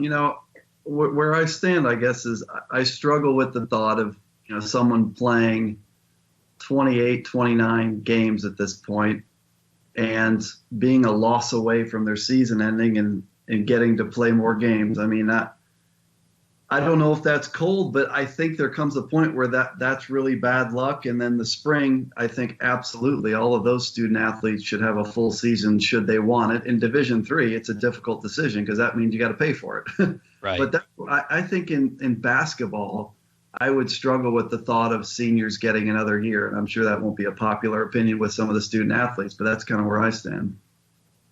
Yeah, I don't think it's just too hard to do. I do think it would be kind of fun if you just let them, if their teams make it to the Sweet 16 next year, they can come back and play those last couple of games. That would be fun. Just see, we win this weekend, we get 4 guys back. But obviously, there's too many games. It's not going to happen. Yeah, and for a lot of these students too. I mean, I had talked with a few of the student athletes at Amherst and some of the other schools. They've already got life lined up. I mean, that won't be true of all of the athletes, but for a lot of them, they already have life set for next year, and I just for those, it's not practical. It also is a little unfair to the teams who just got eliminated. I mean, can you imagine essentially telling the top of the top, okay, you get 5 years worth of students and everybody else gets 4, right? Right. That would be a little weird. Yeah, and you couldn't just do the seniors. You'd have to kind of give everybody that extra year, and you got somebody who was a freshman this year would get to play 5 full seasons. That'd be a little weird. Yeah. I mean, I think you might be able to convince me if we could somehow just segment off the 32 teams that were still alive when it ended, and maybe give them one more year. But even then, all those things that everybody else has talked about, I definitely not for the 870 or whatever schools that had already been eliminated from the NCAA tournament by this point. I definitely feel badly for these players who were on teams that were still playing, and as was said, especially in the men's bracket, almost everybody with a super legit chance to win it all and to go to Atlanta. And that's another thing we've got to talk about at some point too, is when do we go back and do that again? The men's D1 Final Four will be in Indianapolis next year. That's obviously a great place to hold something like that as well. But, when are we, do we try to replicate that experience that the D3 student athletes missed out on right out of the... No, that's a good one. That's actually where I've already thought of, is like we missed this opportunity where money was set aside and plans were set aside. We had a special tournament, as it were. We were lined up for this.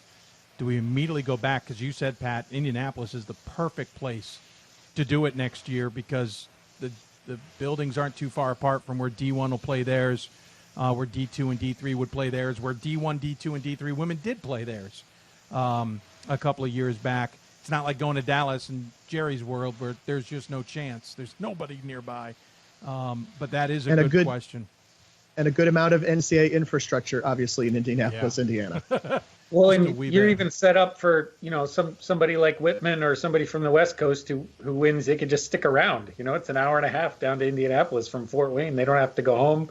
A lot of the teams that have to travel are going to plan to do that. So someone's taking notes, right? Yeah, right. One of you is, right? Someone's capturing this, right? There we go. There's that. There's a lot of unfortunate. I at one point was thinking, maybe we'll go with the tournament and the big D1 boys are going to move into State Farm Arena with us. I'm kind of stoked on that idea. It's kind of like the women, but then I kind of knew that was the hint. The end was coming for this tournament. It was a rough Thursday. Wednesday, technically, into Thursday. And as we talked to Kevin Connors of ESPN, and it was kind of alluded to later, it was the Rudy Gobert testing positive that basically derailed everything. By the way, you can always tell there's a news person who doesn't know sports when they do that story, and they name him Rudy Gobert. But I digress. All right, so let's ask some fun questions about the season that was. We'll see if there's any specific questions out there that might come in as we go along. First and foremost, I guess we'll start with maybe the biggest surprises on both the men's and women's side. We'll start with Pat, I guess. Any big surprises on either that you had that you thought were teams that jumped out at you? Well, so I have to talk about Yeshiva being a surprise because that guy over there is not gonna think that's a surprise at all. Obviously, that's a good one. I was really happy that we had the opportunity to get multiple West Coast teams to the round of 16. I hope that that's something we can leave the open the option to happen once again. And I think obviously the women's tournament and the women's season. There being a lot of question about who the best team is in the country because we don't have a defending champ because Thomas Moore from last year left to join the NAIA. We're going to have it twice now. We're going to have no defending champ. We're going to have a defending number one team who wasn't unanimous on both in both sides. I think it's just going to make next year really interesting. And I think, as I'm already spinning ahead to 2020, 2021 because, creating team pages for 2020 and 2021. So what else it never stops. Right now? Yeah, that's what we're doing for the next week when we're not down in Fort Wayne and then not in Atlanta. Gordon, I'll go to you before because I know Ryan's itching. Ryan he wants to come back on Yeshiva, but I want to go to Gordon for a sec. Yeah, I mean, I think the teams that looking at the top 25. After watching some of these teams kind of slowly ascend through the poll and then stick there, the ones that look like the biggest surprises, Baldwin Wallace was not ranked in the preseason. Loris was not ranked in the preseason. Oglethorpe was not ranked in the preseason. These teams were all surprises. They were all still playing. I think what we also saw over the end of the year is the resurgence of teams that we had sort of forgotten about because they picked up losses early in the season. So Oshkosh, George Fox, Christopher Newport, those were all teams that were ranked in the preseason, lost and dropped out, and then caught fire and were peaking at the right time. George Fox winning the Northwest Conference. As Ryan vanishes from your vantage point there. Oh, yeah, he'll come back. There he is. Oshkosh winning the WIAC and Christopher Newport playing really, really well in Scranton and advancing. So those are the teams that were surprises. Bethel did not receive any votes, I don't think, in the preseason. They finished 12th. So there were certainly surprises like that. But when we started the year, we started with 6 different teams receiving top 25 votes, or number one votes, and 3 of them were still left in the tournament. And 4 were still left in the tournament, and the others were Wartburg and Mary Hardin Baylor, or 5. Mary Hardin Baylor was still in 2. So all of those teams, with the exception of Scranton, were still left in the tournament. So it was kind of a validation of those teams being as good as they were. All right, Ryan, you've been itching. You even screwed with your picture on us. Go ahead. Well, I did think of Yeshiva first of all as the big surprise, but not just because I was on them early. I kind of was thinking they'd have maybe a chance to win that first game in the tournament, right? That they'd be the kind of team that could surprise. And then they happened to come down into my neck of the woods, and I got to see them at Washington College in November. And that's when it kind of clicked, and I was like, oh, this is not just a surprise first round team. This is like a team we really need to be watching this year. And that was a surprise, the way that Elliott recruited and those guys had come along, and just that they really were worthy of that top 10 spot that they finished in. But the other surprise. Is that visible? We just got via Instagram to the show here. Yeah. Yeshiva was going to win it all. Yeah. And they could have. They could have. I think they're certainly good enough to have done that. The other thing that I found surprising this week is how similar my final ballot ended up being to my preseason ballot that we all thought was terrible with the way those teams lost in November. But the teams came around by the end, and some of those teams that we thought were good and then we thought weren't so good ended up being pretty good after all. Yeah, fair. Bob? A couple teams in particular, Colby on the men's side. Yeah. So Colby get a single preseason vote. Colby was, I guess, a pleasant surprise. And Mount Union. Mount Union got a smattering of preseason votes. And by the end, they were the team that I was picking to win it. I think I was one of the Mount Union #1 voters. I watched them time and time again in the final 2 weeks, and I just thought they were dominant, and they looked great. So I think Colby and Mount Union, for me, outside of the Yeshiva pick, we've talked about them a lot on the show. I would also agree that they've been an amazing story and a very pleasant surprise. Kudos to whoever gave Yeshiva that one vote in the preseason poll. Ryan said it was not Ryan. That's right. We need to sniff out that person and send them some kind of gift because it was amazing. I'm disappointed myself because I know I was thinking about Mount Union in the preseason. I just went and checked my ballot, and I didn't vote for Mount Union in the preseason, so I'm a little disappointed in myself. And I didn't vote for Yeshiva either, just for the record. Though they were on my radar. I wanted to see them prove themselves. But when Ryan came back giddy from Washington College, I definitely jumped on board. And by the way, my biggest surprise was watching Bob jump on board while watching the game at Johns Hopkins, watching my Twitter explode. With Bob, that might have been my biggest surprise. The Yeshiva fans, they like me sometimes and they hate me sometimes. But where we've got this is I was invited to a Yeshiva home game, and I've accepted, and it's on. And I got the schedule today from Elliott, and it's just a matter now that I think the Williams game is a possibility. So I'm all in on this, and this is going to be the experience of a lifetime. So I'm going to have to bring some video footage of that thing. That's going to be good. We are recording who else are this they? show. Yeah, we're all curious now what their non-conference schedule Yes, looks like. that too. Yep, absolutely.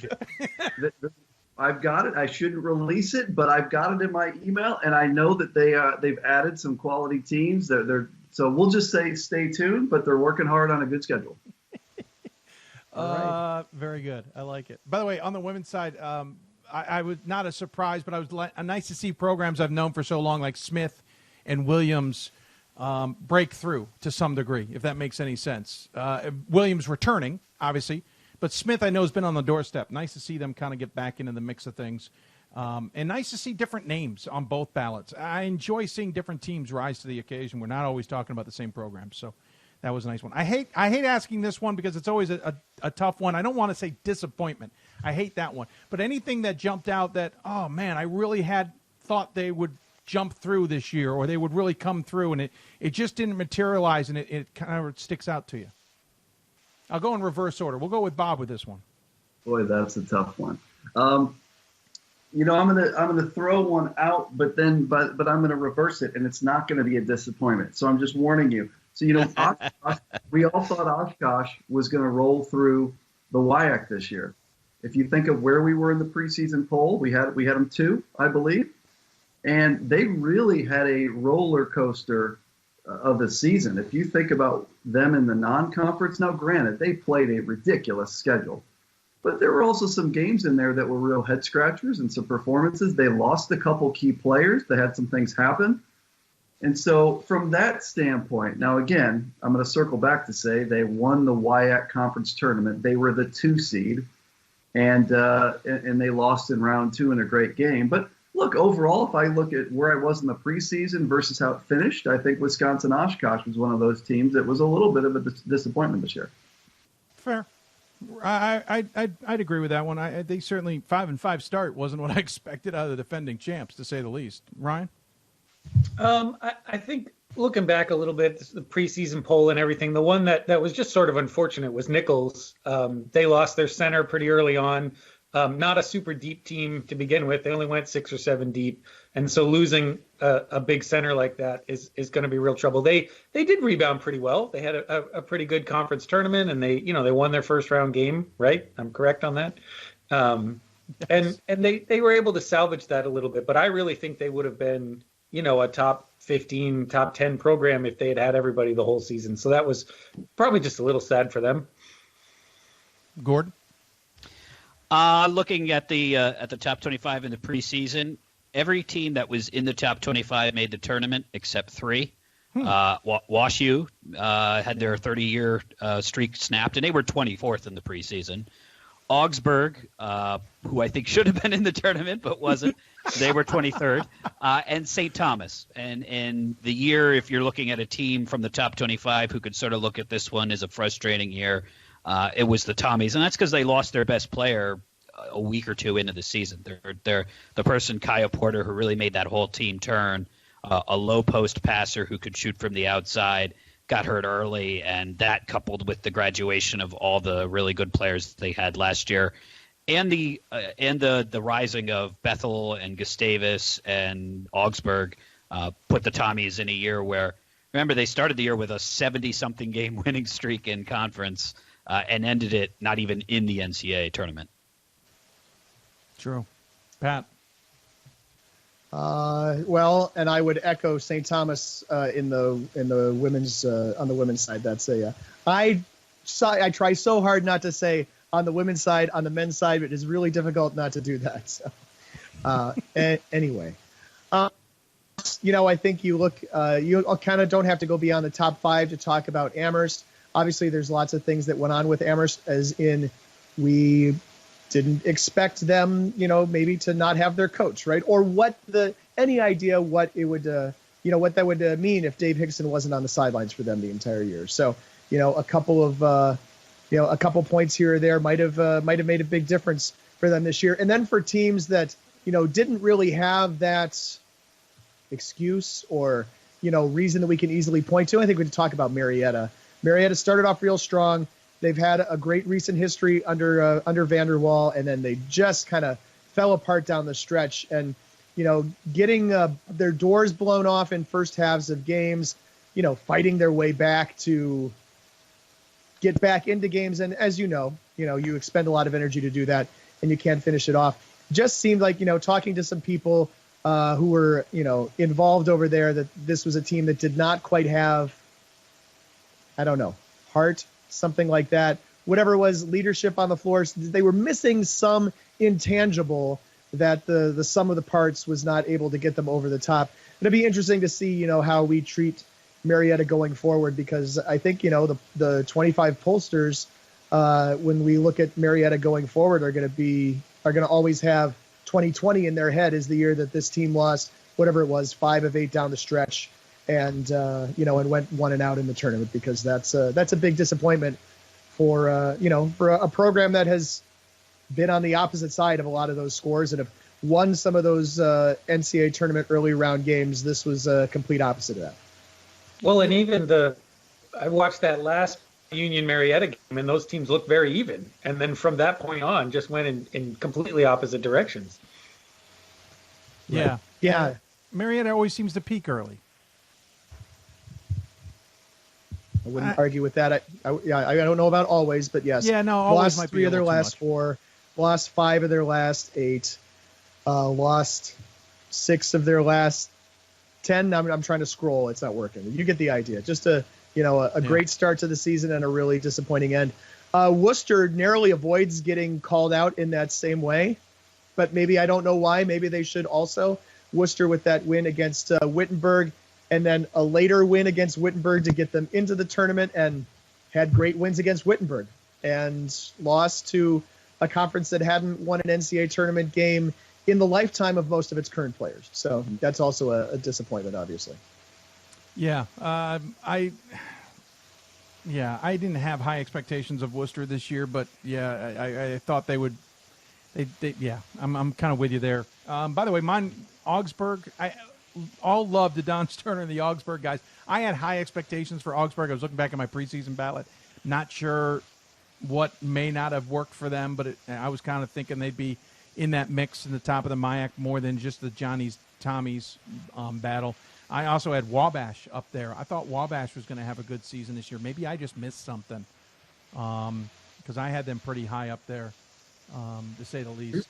And Wabash.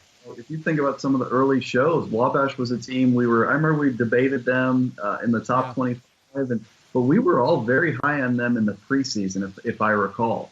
And I think they are on that kind of a disappointing team bubble for sure.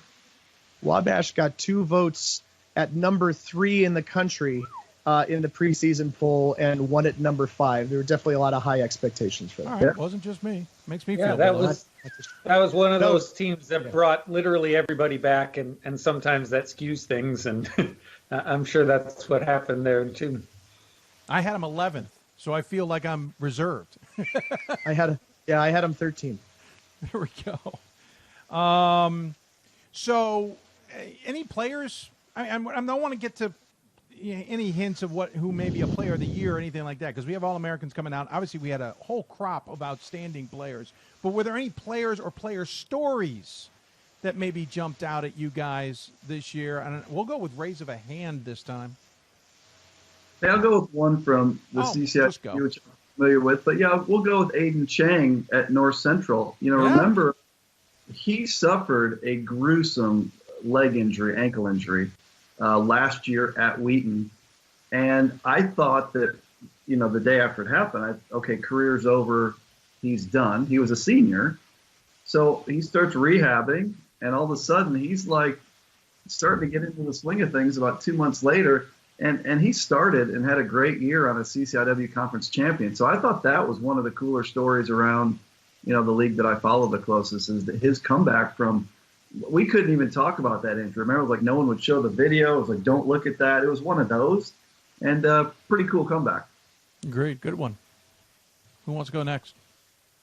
I was thinking of Jakahe Black at Colorado College. We featured in the Native American story a few years ago. They had so many guys graduate, and the team was not super good, but he has really carried them on the back the last couple of years and was able to get some good conference and regional recognition this year. And just thinking about coming from the Wind River Reservation in the middle of Wyoming to be able to go to a school like Colorado College and presumably graduate this spring, and the way that he can impact his tribe and his life and his family with that is kind of a cool story. I like that one. Nicely done. Pat or Gordon?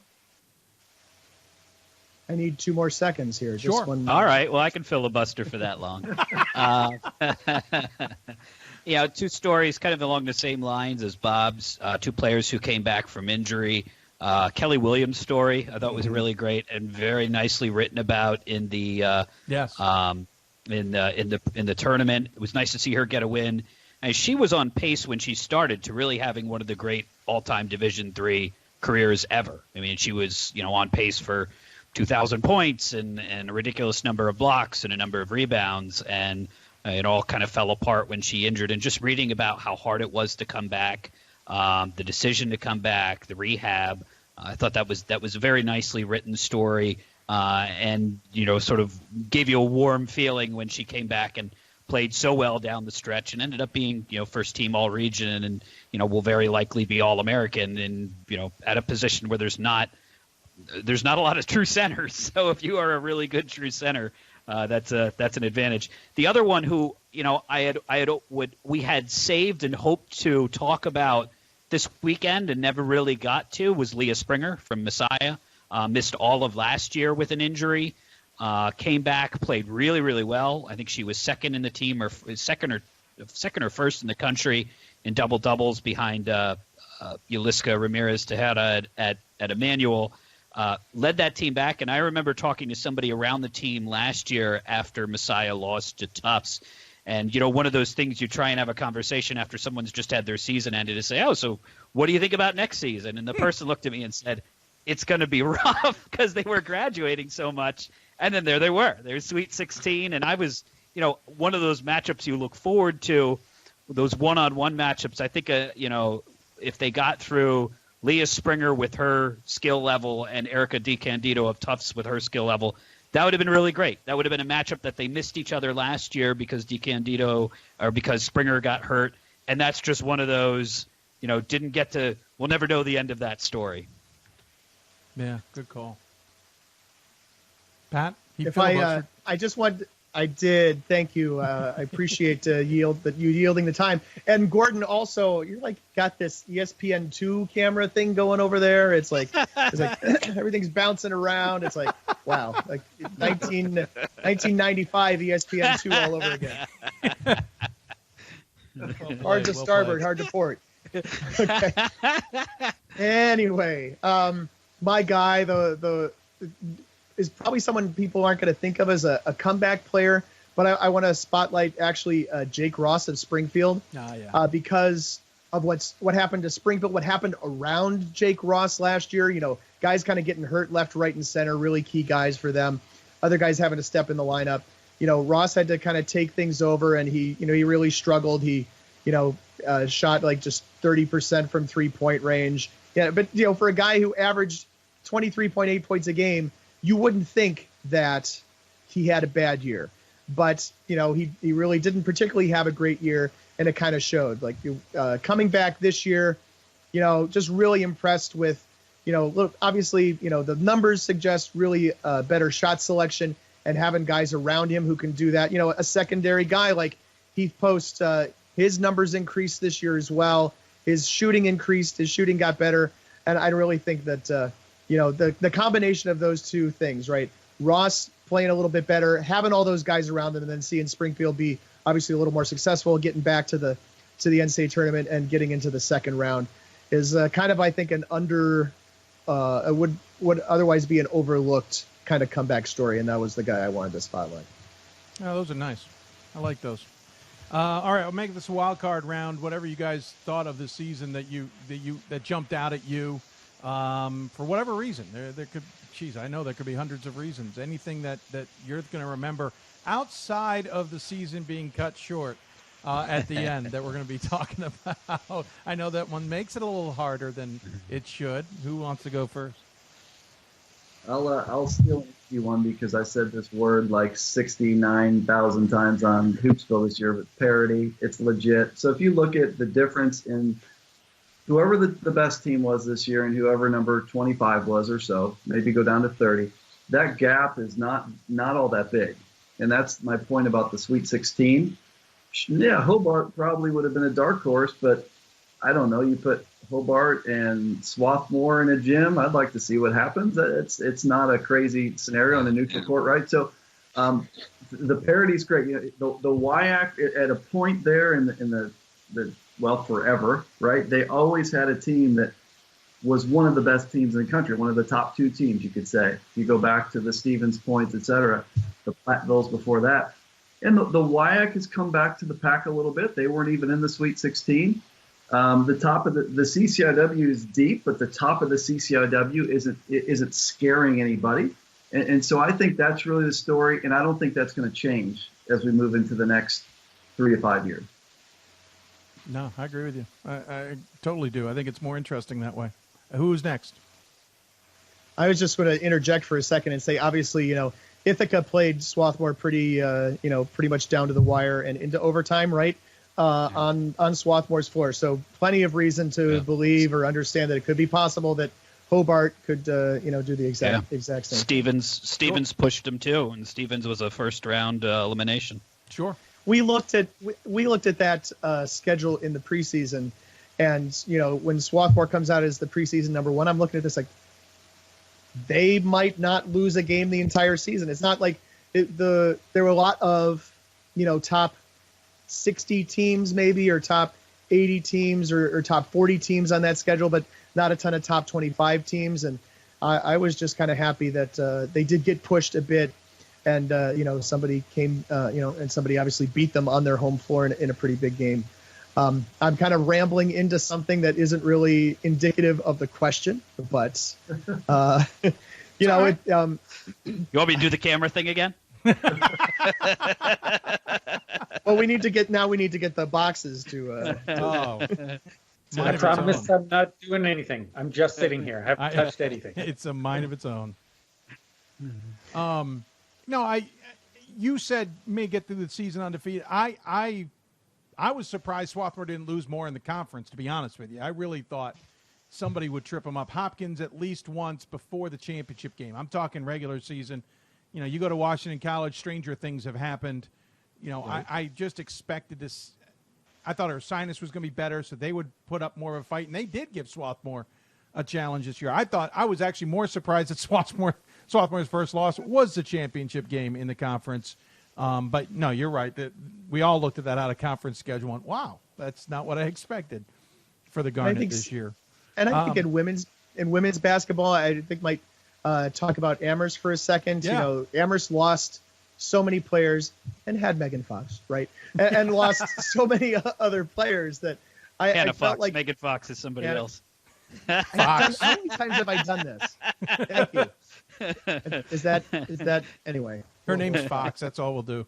Right. So Miss Fox running the point, doing a great job for them, and really, but I really thought that they might lose more games, right? Especially like we saw them in Las Vegas. It's like, yeah, this is not quite your typical GP Grimacki squad, right? He doesn't seem to have the same sort of pieces ready to go that he might normally have, and we might not see them in the third weekend. Now, we didn't see anybody in the third weekend, obviously, but Amherst, you know, proved itself worthy of getting to the Sweet 16, and that round of 16 game against George Fox would have been really interesting to see that game happen, because we couldn't make it happen in Las Vegas.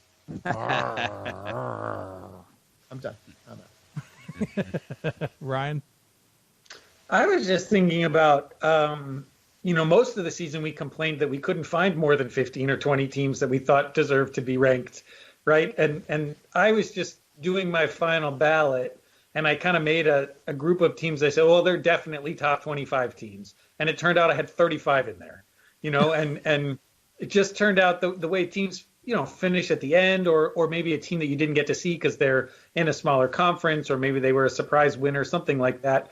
And just, I mean, I guess it speaks to the parity, but I was thinking even I got to see the Centennial playoffs, and the team like Muhlenberg that is super young and really, really talented. I mean, Dan Gaines is a guy to watch. He was one of the best players I've seen all year, and I didn't even know his name until the last weekend of the regular season, you know, and I'm sure there are stories like that across the country of guys we're just not aware of. And it's exciting to see just how bright the future is, even though we didn't get to finish out this year. The Centennial men's race next year may be insane. Swarthmore, yes, they lose some, but they're still good. They've got guys on their second and third units that many would want on their teams any day of the week. You've got Hopkins coming back. By the way, I found out what happened to Connor Delaney, very apropos or very similar to what happened to him last year. Unfortunately, broke a foot. Luckily, no surgery needed. This guy tried dribbling up the darn court with the ball with a broken foot. And then you've got Muhlenberg, as you point out, Ryan, coming back. If our Haverford can keep doing what they're doing, Centennial men next year could be insane. It was very top-heavy this year. By the way, there was a question that came through, and I just missed it. But in the meantime, I'll find it, and Gordon, we'll go to you. Well, I think in terms of a storyline you take out of this year, without, you know, we talked about the big three in the NESCAC. I thought the South region had a really good year for women's basketball. It's still the region that has had the longest drought in terms of putting a team in the top 20 in the Final Four. And I don't know that either Oglethorpe or Mary Hardin Baylor would have gotten through, but they were, you know, they both had really good teams. You know, you had Texas Dallas should be very good again next year. I think the thing that struck me most this year, if we're trying to take a step back and take a more a bigger picture approach, is how many teams now win with the style that Amherst and Tufts plays. So where they will beat you 43-32. And there have always been teams that have done that. Ithaca has always done that. Haverford has always done that. But for those teams, there's generally a ceiling, right? It's first round of the tournament when Baldwin Wallace ends 67 on Haverford or whatever it is, or somebody catches fire in Ithaca's defense that gives up 40 points a game, gives up 70, and they have no offense to counter, right? And it's over. But these are the top three teams in terms of defense this year. Hope, 42 points a game. Trine, 46 points a game. Amherst, 47 points a game. Go down a few steps. Messiah, 50 points a game. Tufts, 53 points a game. Scranton, 53 points a game. DePaul, 53 points a game. The thing about all of those teams is, as excellent as their defense was, they all could score if they had to. They all had the ability. I mean, that game that I watched between Bowdoin and Tufts, where I expected that to be a 52-51 game, where they were in the 90s and were both executing at a really high level, speaks to the ability for these teams. You know, if you're looking for parity, this is a bad sign, because these teams that are defensive, that have always been able to score, are now getting to the point where you can't score on them at all. I mean, they have scores. Hope scores this year without their best player were ridiculous. 45-7. They were up. You know, Trine had a 31-7 lead at the half in the NCAA tournament. Teams have figured out a way to play. You see this sort of first it was the Northeast teams figuring out that they need more depth and size, in the days of the NESCAC or the Liberty League team getting through with a 5'4" point guard and getting crushed in the Final Four were over, because they all figured out that wasn't going to work anymore. Now they've all figured out that they need length and depth. And when I was joking with the Hope folks, I said, it looks like you've taken a page out of the Amherst book with the way you're built. And the response back to me was, that's a pretty good page to take, right? So they know, and Hope had always sort of had that model anyway. You know, again, if you're looking for parity, these teams are becoming really, really hard to score against, and still have an elite level talent where Sydney Kopp can score 35 points on you in a night if she has to. Yeah. I think I do take it on the parity side of things. I do take back words I heard a number of years ago from Nancy Fay. I was asking, you guys haven't had as much success winning championships, and her comment to me was, it comes down to recruiting. There's a lot more young girls who are playing basketball. I fast forward to this, at Christmas at the Vegas Classic, D3Hoops.com Classic in Vegas, and GP Gromacki saying there are better teams now who are getting deeper. And then I fast forward to Brian Morehouse. I don't disagree with what you're saying, Gordon. I agree. It's still, on the women's side, we're nowhere close to where we are on the men's side. Let's not confuse the two words in any way, shape, or form. But I agree with you. One of my notes about this season was that Tufts game against Bowdoin. I remember going, all right, I'll watch it. This thing's going to drive me insane because no one's going to score. In the first quarter, apparently they forgot not that they weren't playing defense, but nobody forgot how to miss a shot. Yeah. They absolutely torched the gym, and that game stuck that way the rest of the way. That stood out to me of going, oh, these teams are good because they can play different styles of basketball, and that's if I'm Amherst, I think that's scary because GP doesn't tend to have different styles all that often. Every once in a while he gets a high-scoring game, but yeah, good point though. You raise a good point. I don't know if what I want to leave the last question on. What do you expect to see next year, or what in the offseason might be the story? Obviously, no one really saw St. Thomas for the story last offseason coming, so this might be a moot point. But what do you think we're going to be talking about when we tip it up next year? And I'll be fair, assuming we're tipping it up next year, the way things have been going, my schedule's clear now for 2 months. But maybe I'll start with Bob. What do you think we'll be talking about next season? What do you think will be the off-season stories? Assuming the world doesn't end in the next 30 or 60 or 90, assuming that doesn't happen, I think coming into next year, it will be hard to figure out who the top 5 or so teams are. As I'm looking at the final poll, Swarthmore lost players. I can't remember St. John's and where their roster stands. Do you guys remember how many of those studs return? Which one? There's at least 2, I believe. Yeah, Pilates a senior, and Walford's a senior too, right? Walford, right? Yeah.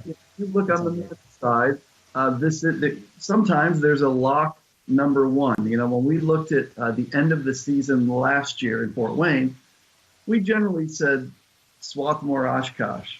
You know, I don't know who those two teams are. I think what's happening right now in the world is going to impact this stuff a lot. This throws off everything going on right now. Coaches aren't able to finish recruiting. It's a challenge, we'll say.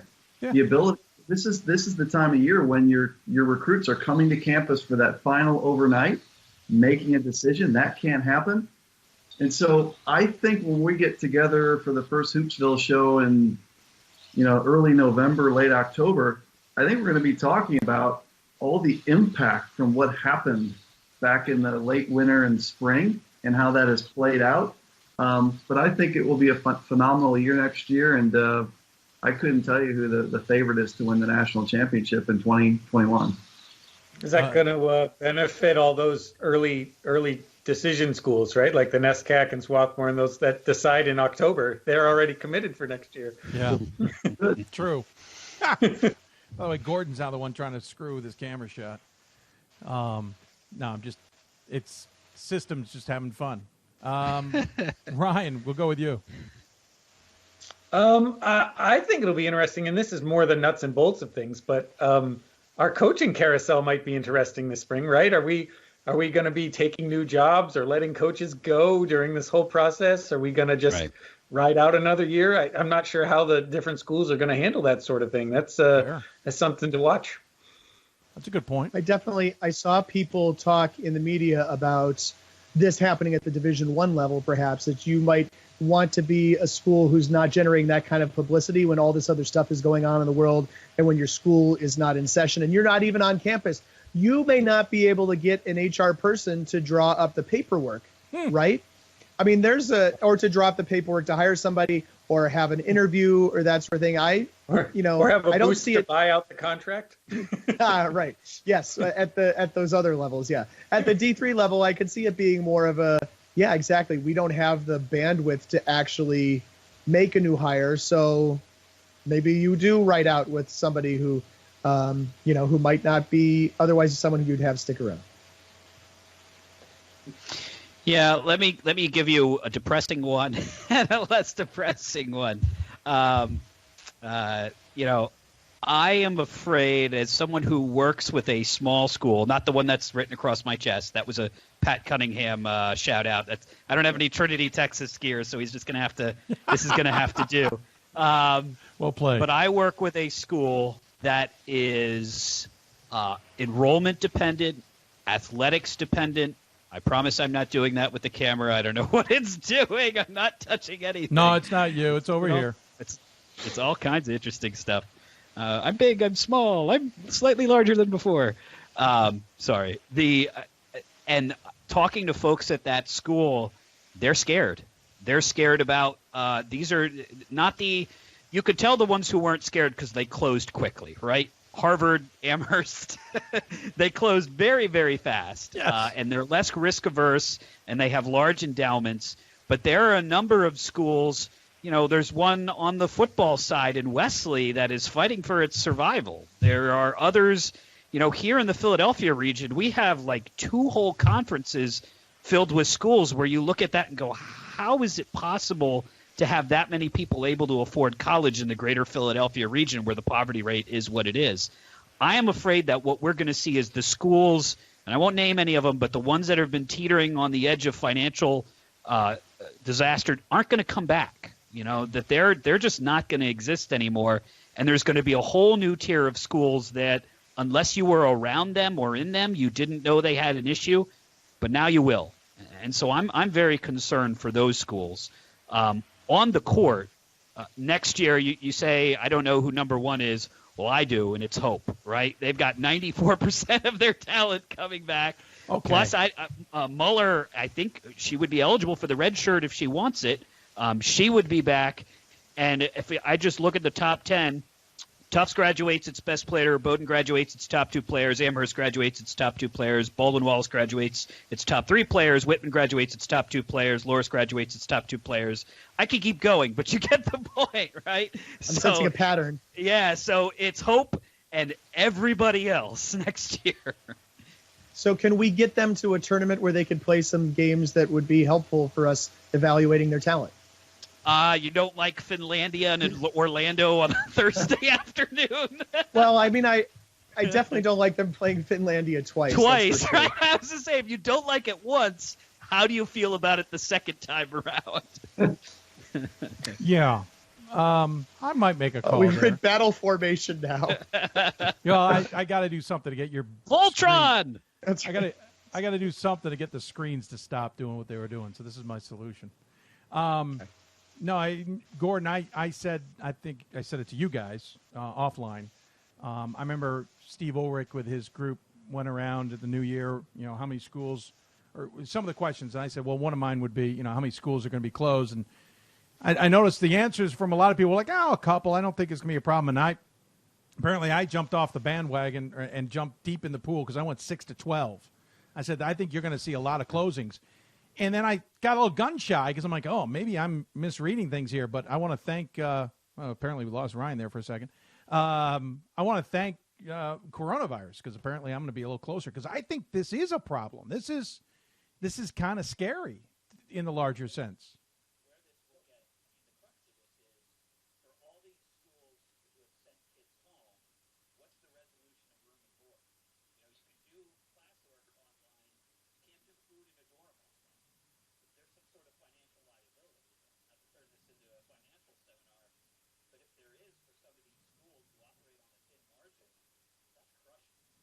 Yeah.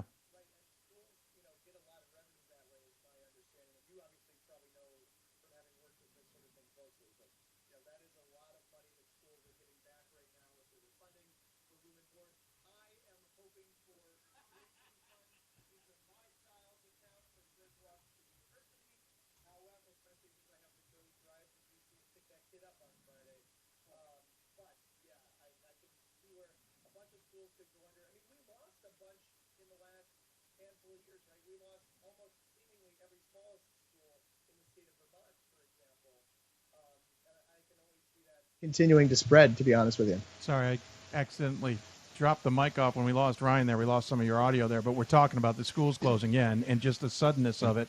And yeah, we have been losing a lot. You mentioned Wesley. We know Wells has been in trouble. That's been making the news. We don't know how they're doing. We know Iowa Wesleyan can't seem to get out of their own way in solving that problem, and there's going to be schools we don't know coming. I think, you probably think about other schools in that conference, right? Not to name names because I don't know the specifics, because I don't know anybody else. I'm just naming ones we've seen published. Right. I think there are other similar schools in that conference, for example, that might be in similar situations for all we know. Not that any of us has looked at the books. I'm sorry. That was just to get Bob to wake up. We're just fine. We're just fine, guys. No, you are. I believe.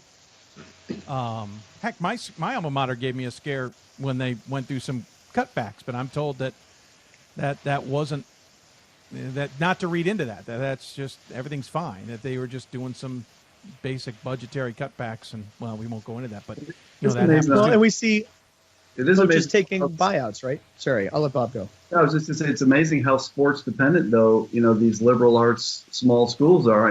Illinois Wesleyan, 40% of the campus population is on a varsity roster. 40. Yeah, that's pretty nuts, right? And I would think that's a similar number to the schools similar, the DePauws of the world, et cetera. So that's huge. Yeah, let alone comparing it to some of those schools that have, 600 to 700 undergrads, right? Yeah, like Blackburn. My good friend is the head baseball coach at Blackburn. They have 630 students, and it might be that 70% play sports. So that's pretty crazy. Yeah. It's it's an interesting time, to say the least. By the way, getting messages from people, dealing with the end of the season. And if you think the end of the season's rough, if a school just suddenly up and closes on you, and I've read more articles about the money they're having to refund and the fees that they live on. Well, these schools live on their fees, like most companies. That must have been when the mic was dropped. Because Yeah, that's, it probably was. Yeah. So, yeah, we'll see how this all plays out. I think another interesting story will be what do they do? Will they try and recreate for next year, Pat? I think, I don't know if they can. I don't know if they can make a decision that fast. They're going to have to get back in the offices. We don't even know when that's going to take place. Right, exactly. I don't know what kind of time it takes to put that together, how far in advance they start to plan these things. I think if I remember reading correctly, after Indianapolis, it's Houston. I think I remember Houston not being an ideal setup for that, and there's no real D3 presence in Houston, as we learned at the last two Stag Bowls. So, next year is a great year to do it, and then I don't know when it would be after that. And by that, we're talking about having the D1, D2, and D3 championships all. They've got to be together somewhere again. nearby. They can't be, 30 miles from each other because it just doesn't allow people to enjoy the games. Minneapolis would have been okay. The two stadiums are at the opposite sides of downtown, and there's a great D3 vibe in Minnesota. But I don't know when we'll be back here again either. So for now, there might be a little bit more of a different feel. That's another story you'll have to watch out for. Supposedly in April, we're supposed to get a ruling on whether St. Thomas is going to be able to jump into this new portal that D1's trying to create, but maybe now D1 isn't going to be able to create that portal because they're tied up with not having, what's normal. And on top of that, St. Thomas got to put a schedule together. Yeah, Dave, also, let's talk about the money situation, for example, too. I don't think any of us really knows what the insurance situation is. CBS/Turner still pays the NCAA, I guess, for this tournament that doesn't happen. And, therefore, almost all of our budget comes from that tournament, right? So where does, what's the financial setup for stuff like that? I mean, there's a lot of, if there's nothing else, though, I actually want to get the panel's take on something else around this. Does this make it easier or harder for the D1 power conferences to lift out and just do their own thing and come out of the NCAA altogether? Any thoughts? Well, I'll quickly say that I did read a Sports Illustrated article by somebody who used to be at the NCAA and talked about being in these meetings where there was a byline for insurance policies in these examples, but didn't know the specifics. And when asked about the specifics, they couldn't get the specifics on what money is there. I agree entirely. That's a big thing considering we only get 3.14% and we're screaming, or 3.18, and we're screaming bloody murder about trying to make our tournaments better. We certainly don't need a down year. That said, I know D3's got a rainy day fund that they've made sure to, but we can't be dipping into the entirety of that next year just to keep things going. No, very interesting moving forward, to say the least. But back to your question, I'll leave it back to the rest of the panel first. Well, I'm looking at that little Hoopsville donations thing, raised $250, and I think we're going to need that. Otherwise, we're going to have different bus and mileage rules. So 900 miles. Yeah, I don't know. I just know that it's really hurts some of the mid majors at the Division I level. I was not aware because I don't candidly follow the D1 tournament that close. Once ours is over, I'm kind of in a little bit of basketball detox until the NBA playoffs. But reading about the impact of the revenue gains for, like when Loyola Chicago made the Final Four or whatever it was, and not just the big revenue hit that they got, but something like $1 million to every school in their conference. So those sorts of losses, I think are there's other than if you're in those schools' athletic departments, that's kind of invisible. That's got to be huge, because just like D1 pays for all of our championships, George Mason probably pays for every sport at George Mason or whatever it is. So we're doing around the horn now. Is it Tony Reale over there? Yeah, I decided to just make it look nice. If we have a few more minutes, I'll figure out make it nice for these last few minutes. Pat, just reiterate your question, because I had a thought, and it was something you said in the wording, and I just can't remember. Well, yeah. So, there's this, then, for the last few years, people have talked about, the doomsday scenario for the NCAA is if the power conferences in Division I just kind of pull out and go do their own thing, hold their own tournament. and take all that revenue away from the NCAA. I was wondering if, the fact that, the infrastructure has shown itself, pretty laid bare over the course of the last week or two, does this make it more likely or less likely that the big schools might choose to try to pull something like that off? I think more likely, but I still don't think that it's probable, if that makes sense. I think it increases the odds, but at the end of the day, I still feel like those institutions want the NCAA, and I don't see that changing. I don't know if anyone disagrees. That's kind of my take, though. I've always been of the thought that it wasn't going to happen. Yeah, they already have their cake with football. They're already enjoying what they can do in football with no NCAA intervention because they can do whatever they want. They get the money out of that straight. They don't get it from the NCAA. The NCAA gets no money in that. They get their championship. And I think it hurts their other sports more to pull out because, remember, we're talking about essentially two sports. You're talking about football and basketball. We can throw in women's basketball out of due prudence, sure. But they can't – I don't think they can pull out every single sport and be able to do anything what the NCAA does with those sports and championships.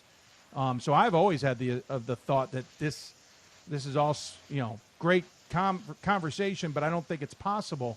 Furthermore, I don't think they get the competition in the storyline. I don't think you get the money if it's all the big boys going at it because that's not what we tune in for. We tune in for the upsets. We tune in for the Wichita States. We tune in for the Winonas. The Gonzaga one time before they became consistently good. So, yeah, I agree. It certainly makes it more bare, but I think to some degree, I don't think it was ever going to happen in the first place. They already have their football. I don't think they could do it otherwise, but I could be naive. I was naive that I thought the tournament was going to end, to be honest, but I also was looking at my bank account hoping it wouldn't end. And I certainly didn't need to see May canceled already. But, again, I tend to be a little more naive in those things maybe. I mean, I can see that. I can also see that, having the fact that they don't have to share that money with the NCAA on the football level, making them think, well, we can do this on the basketball level too. I agree with you that those of us here and the general public would tune in for March Madness as it is now because, yeah, there's a 10 seed that could beat a 7 or a 15 that could beat a 2.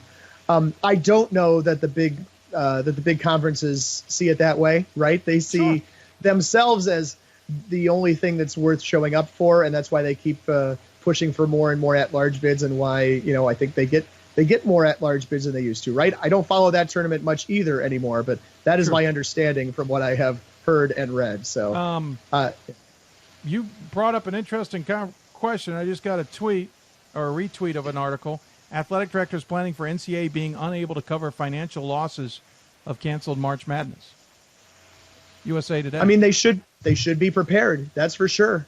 They should absolutely be prepared. I don't know if we know the story, but you talked about the fact that as a team advances further, their conference gets more funding, right? How do they split that pie up now? If that pie exists, how does it get split up? Who gets that money? Obviously, those are things that D1 athletic directors and conference commissioners have to worry about, but we just have to worry that there's. We lost Pat there for a second. Did I lose all of you guys? There you are. Go ahead, Pat. There we go. I was just going to say, we just have to hope that there is a pie because that very narrow sliver funds everything that we care about here. Yeah, it's your old paper, USA Today. Not positive, but Byline. Anyway, it's an interesting topic. Who wrote it? I was wondering who wrote it. Let me scroll to the back. Steve Berkowitz and Dan Wolken. Oh, yeah. Those guys know their stuff. They know their stuff. That's their thing. Hey, I know we're about to lose Bob, so we should probably wrap it all up in general. We can certainly maybe hash this all out in a podcast down the road. I think it'd be an interesting conversation to be had, to be sure. It's one of the reasons I want to talk to the NCAA, too, and hopefully we'll be able to talk to them down the road as well, whether it's a Mark Emmert, because we shoot for the sky, a Dan Dutcher, or somebody else who can give us those answers. But I think they're figuring them out at the same time, so we'll see how it plays out. Guys, we'll leave it on that then. Ryan's last word was to hang up on all of us. He just dropped the mic and walked home. Apparently he had some internet problems at home is what happened. But we'll go with a final word. Gordon, I'll start with you. We'll go clockwise around the screens. Final thoughts on the season, final thoughts on anything. Well, I think it's hard to not wrap this up on kind of a melancholy note. This is the weekend where we're supposed to be. Yeah, there you go. This is the weekend. Yeah. Thanks, Bob Ryan, or whoever it is that does that on those shows. It's hard not to feel disappointment for the student athletes, for the coaches who plow their time and their life into this, and then to have it end suddenly. At this point, I think you just kind of have to mourn the loss and focus on other things. There are much, much bigger concerns in the world than any kind of athletics thing. Hopefully we'll get through this all right. I believe we will. And, next year we'll be back to talking basketball again, but this is a tough time. Sure. Bob, your final thought.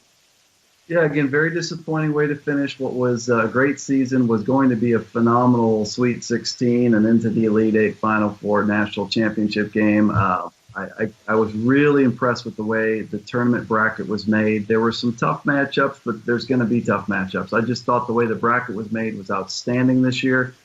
And we have bigger stuff going on in the world, unfortunately. Where we thought this was 3 weeks ago, and even where we thought it was when Johns Hopkins took that measure to not let fans in, and like where we were that moment to right now is amazingly advanced. So I just, look, we need to do everything we need to do to get through this, which we will. I think it's not going to be 30 days, but we need to get through all this. Maybe the thought of the 2021 season can help us get through it. Maybe this is the time to start figuring out that preseason ballot for next year. But again, it's been an awesome season. Thank you to all of you guys for everything you've done on the official D3 crew, and people are just so thankful for what you do. So it's been a pleasure jumping in and joining you guys again. Thanks, Bob. Definitely appreciate it. Thank you, sir. Been fun having you all season. Pat, final thoughts? Yeah, I'm going to echo a bunch of what's already been said. I think that, this is a time, for us to practice our social distancing. And as a social media guy, I'm going to sit here distantly behind a couple of keyboards, only emerging to, go for a run for a few times a week, and, make a trip to the grocery store or to the liquor store or whatever suits your fancy. I'm going to, at the end of this, I'm going to go bask in March 17th of 2001. I've got a highlight video to watch. I have an audio tape. If I could go find a player to play it in, I've got an audio tape of that broadcast with Rick Seidel. So we get to hear Pat Maloney, break the back of William Patterson one more time. And, I wish we had the ability to turn us into classic D3 hoops or classic D3 the way that, ESPN can just pull something out of the archive and fill its calendar. But I encourage people to go back and relive stuff because that's what we got right now. So be safe, people. Be healthy. Don't do stupid things. If you're going to go out on a beach, be safe. Keep your distance and that sort of thing. It's not transmissible through water, so we got that going. As a Goucher grad, it stunk that Catholic won. It was cool that Catholic won at my very first Final Four. It stinks that coronavirus knocked out what would have been my 20th straight. Just a little sidebar, but it was cool to see a team I knew win it in my first year there. It made it a little easier. But that's all I got. Otherwise, my team ain't getting there. That's for sure. The rest of you guys all have better chances than I do. Guys, thanks very much. Really appreciate it. We'll talk in the off season, certainly. Appreciate the time you gave the show, and look forward to talking to you guys down the road. See you guys. Be safe, everyone. Thanks for doing this. Absolutely. Appreciate the guys coming on. Ryan Scott jumped off. Internet issues, he said, on that end. Sorry for the audio dropping out at one point, because when we lost Ryan, we lost the audio that we're feeding in. If you might remember, flashback to the selection show, it turns out I was feeding too many audio sources in. That's what the problem was. I want to thank Ryan Scott, Bob Quillman, Gordon Mann, and Pat Coleman for joining me on that. That was fun to do. We'll certainly do more of that in future shows, I'm sure. But thanks to the guys for doing that, to say the least. So here's the thing. We have one more show because we'll talk All-Americans and wrap things up next week. So next Tuesday looks like the plan, 7 p.m. Eastern time. One more video show for the season. I don't want to exactly say what we might do, but let's just say All-Americans could be the topic here on the show next week, no matter how we do it. We'll also talk to some more coaches that way as well, but we may have some others we'll chat with. It should be a fun show. Looking forward to putting that one together. So that'll be our last video show of the season. And then we will transition, hopefully, because I might have way too much time on my hands, to our audio podcast once a month. Again, something that we tried to do last year, and we were making a wholehearted effort. I even recorded something just days before this studio was torn apart. But unfortunately, other things precluded me from putting it all together.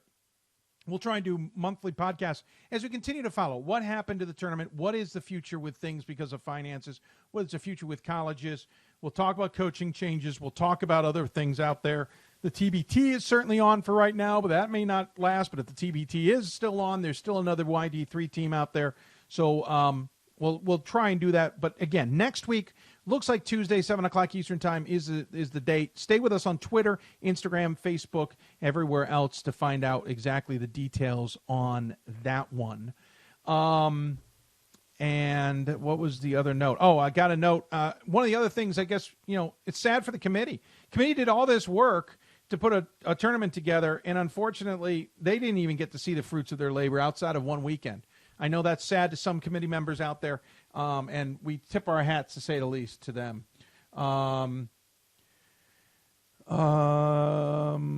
Jay says, without naming names of schools, does Gordon see a MAC school or two that doesn't come around, being around come September? I don't know. I didn't see your question until now, Jay. I apologize. I think you have to look at all schools that you think might be a little bit close at this point, because this is a tough time of year, to say the least. As one person messaged me, scary times for all of us at this time.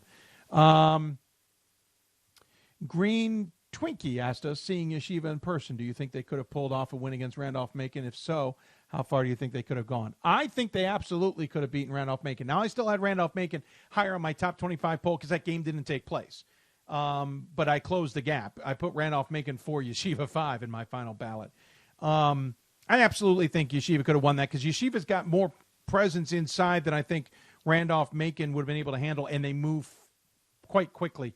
A week to get ready with Josh Merkel as head coach. I can't absolutely say that for sure, but I certainly thought Yeshiva had a really good chance in that one. I thought Yeshiva would be in Fort Wayne, and as Bob said, I think there were legitimate chances at national titles from all 16 teams that were still left, to be blunt, because the teams worked just the way it all broke down. I think it was really fascinating to see.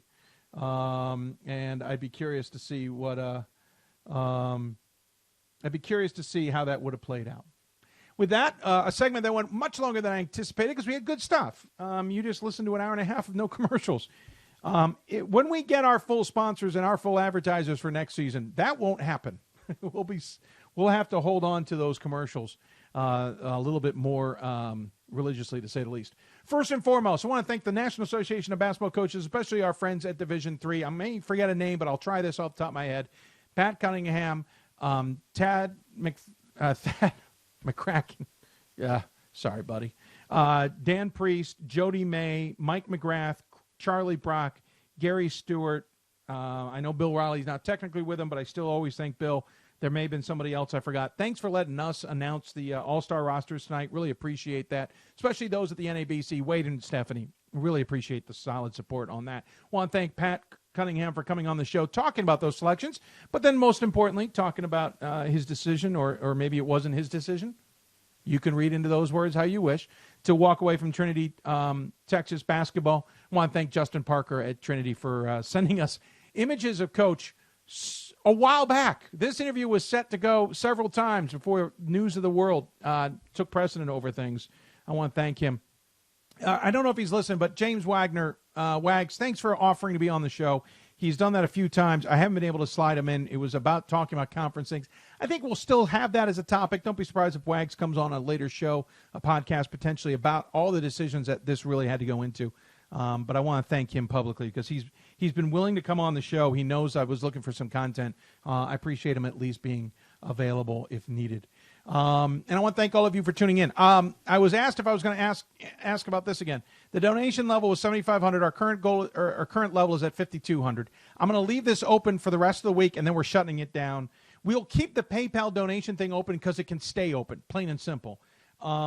And so it will always be open to anybody who wants to donate. But the official run for $7,500, we are, as you can see, a little under $2,500, about $2,200 down from that goal. We'll keep that open for the rest of the week. If you want to donate, please help us. Thank you. A lot of that money now is being turned around into the house because, well, I'm not working. I just talking to a buddy of mine, an alum who played basketball. He just got laid off from his job. He's pretty high up at his company.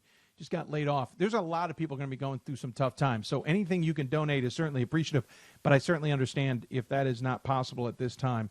A reminder, All Americans will come out. Again, that'll be the topic of our conversations next week on this show, the last one of the video effort for this season before we transition to the audio-only podcast for the off-season, and then we'll return to audio or to video broadcasts.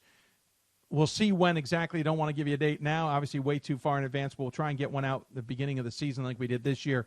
I'm going to need another back surgery, so when I do that, we'll certainly be part of dictating a lot of that stuff. And there you go. Congratulations to all those who made the NABC All Star team. Congratulations to all those who made the WBCA All Star team. Congratulations to all of you who made all region selections.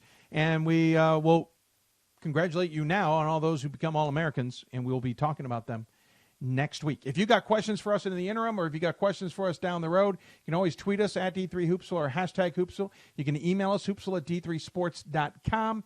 You can also join us on Facebook at facebook.com/Hoopsville. Lots of ways to communicate with us. We'll try and stay in touch. There was somebody who was messaging me on Instagram all night. I saw maybe one of your questions before you deleted them. That's not how it's going to work with us. You got to leave those questions up there for us to see them. Can't delete them. We don't get to see them. But thank again to Ryan Scott, Gordon Mann, Bob Quillman, and Pat Coleman for coming on and doing a roundtable with us. We may do a roundtable later in the season maybe to talk things over about what we see, depending on the news. Obviously, things we'll be keeping an eye on certainly are St. Thomas and all that, but we'll recap a lot of that when we meet next week. Thanks for tuning in, everybody. You've been listening to Hoopsville, presented by D3Hoops.com. I want to thank our sponsors. Of course, it starts with Sensible Sports Marketing. Go to getsportsense.com or call them at 800-575-4755. Sensible Sports Marketing works with programs from every level of college athletics, specializing in big-time solutions on a small school budget, from designing posters and schedule cards to large-format wall graphics and more. They have got you covered. Again, check them out online at getsportsense.com or give them a call at 800-575-4765. Also, if you're looking to make a trip internationally, and certainly not talking about right away, but somewhere in the allotted time the NCAA gives you as a team, whether it's South America, maybe Costa Rica, Europe, or maybe somewhere else, check out our friends at Sport Tours International. They say they like to play the world, and they hope you will too.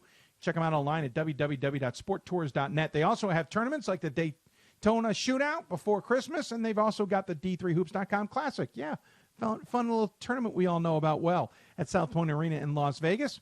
If you're looking for a tournament for next year to fill in some games, those are two good dandies, especially the one in Vegas, though I'm a little bit biased. Check out our friends there at Sport Tours International, www.sporttours.net. And if you're a coach looking to advance your career, check out Capital Elite Agency at www.capitaleliteagency.com or check them out on Twitter at Cap Elite Agency. That's Cap Elite Agency on Twitter.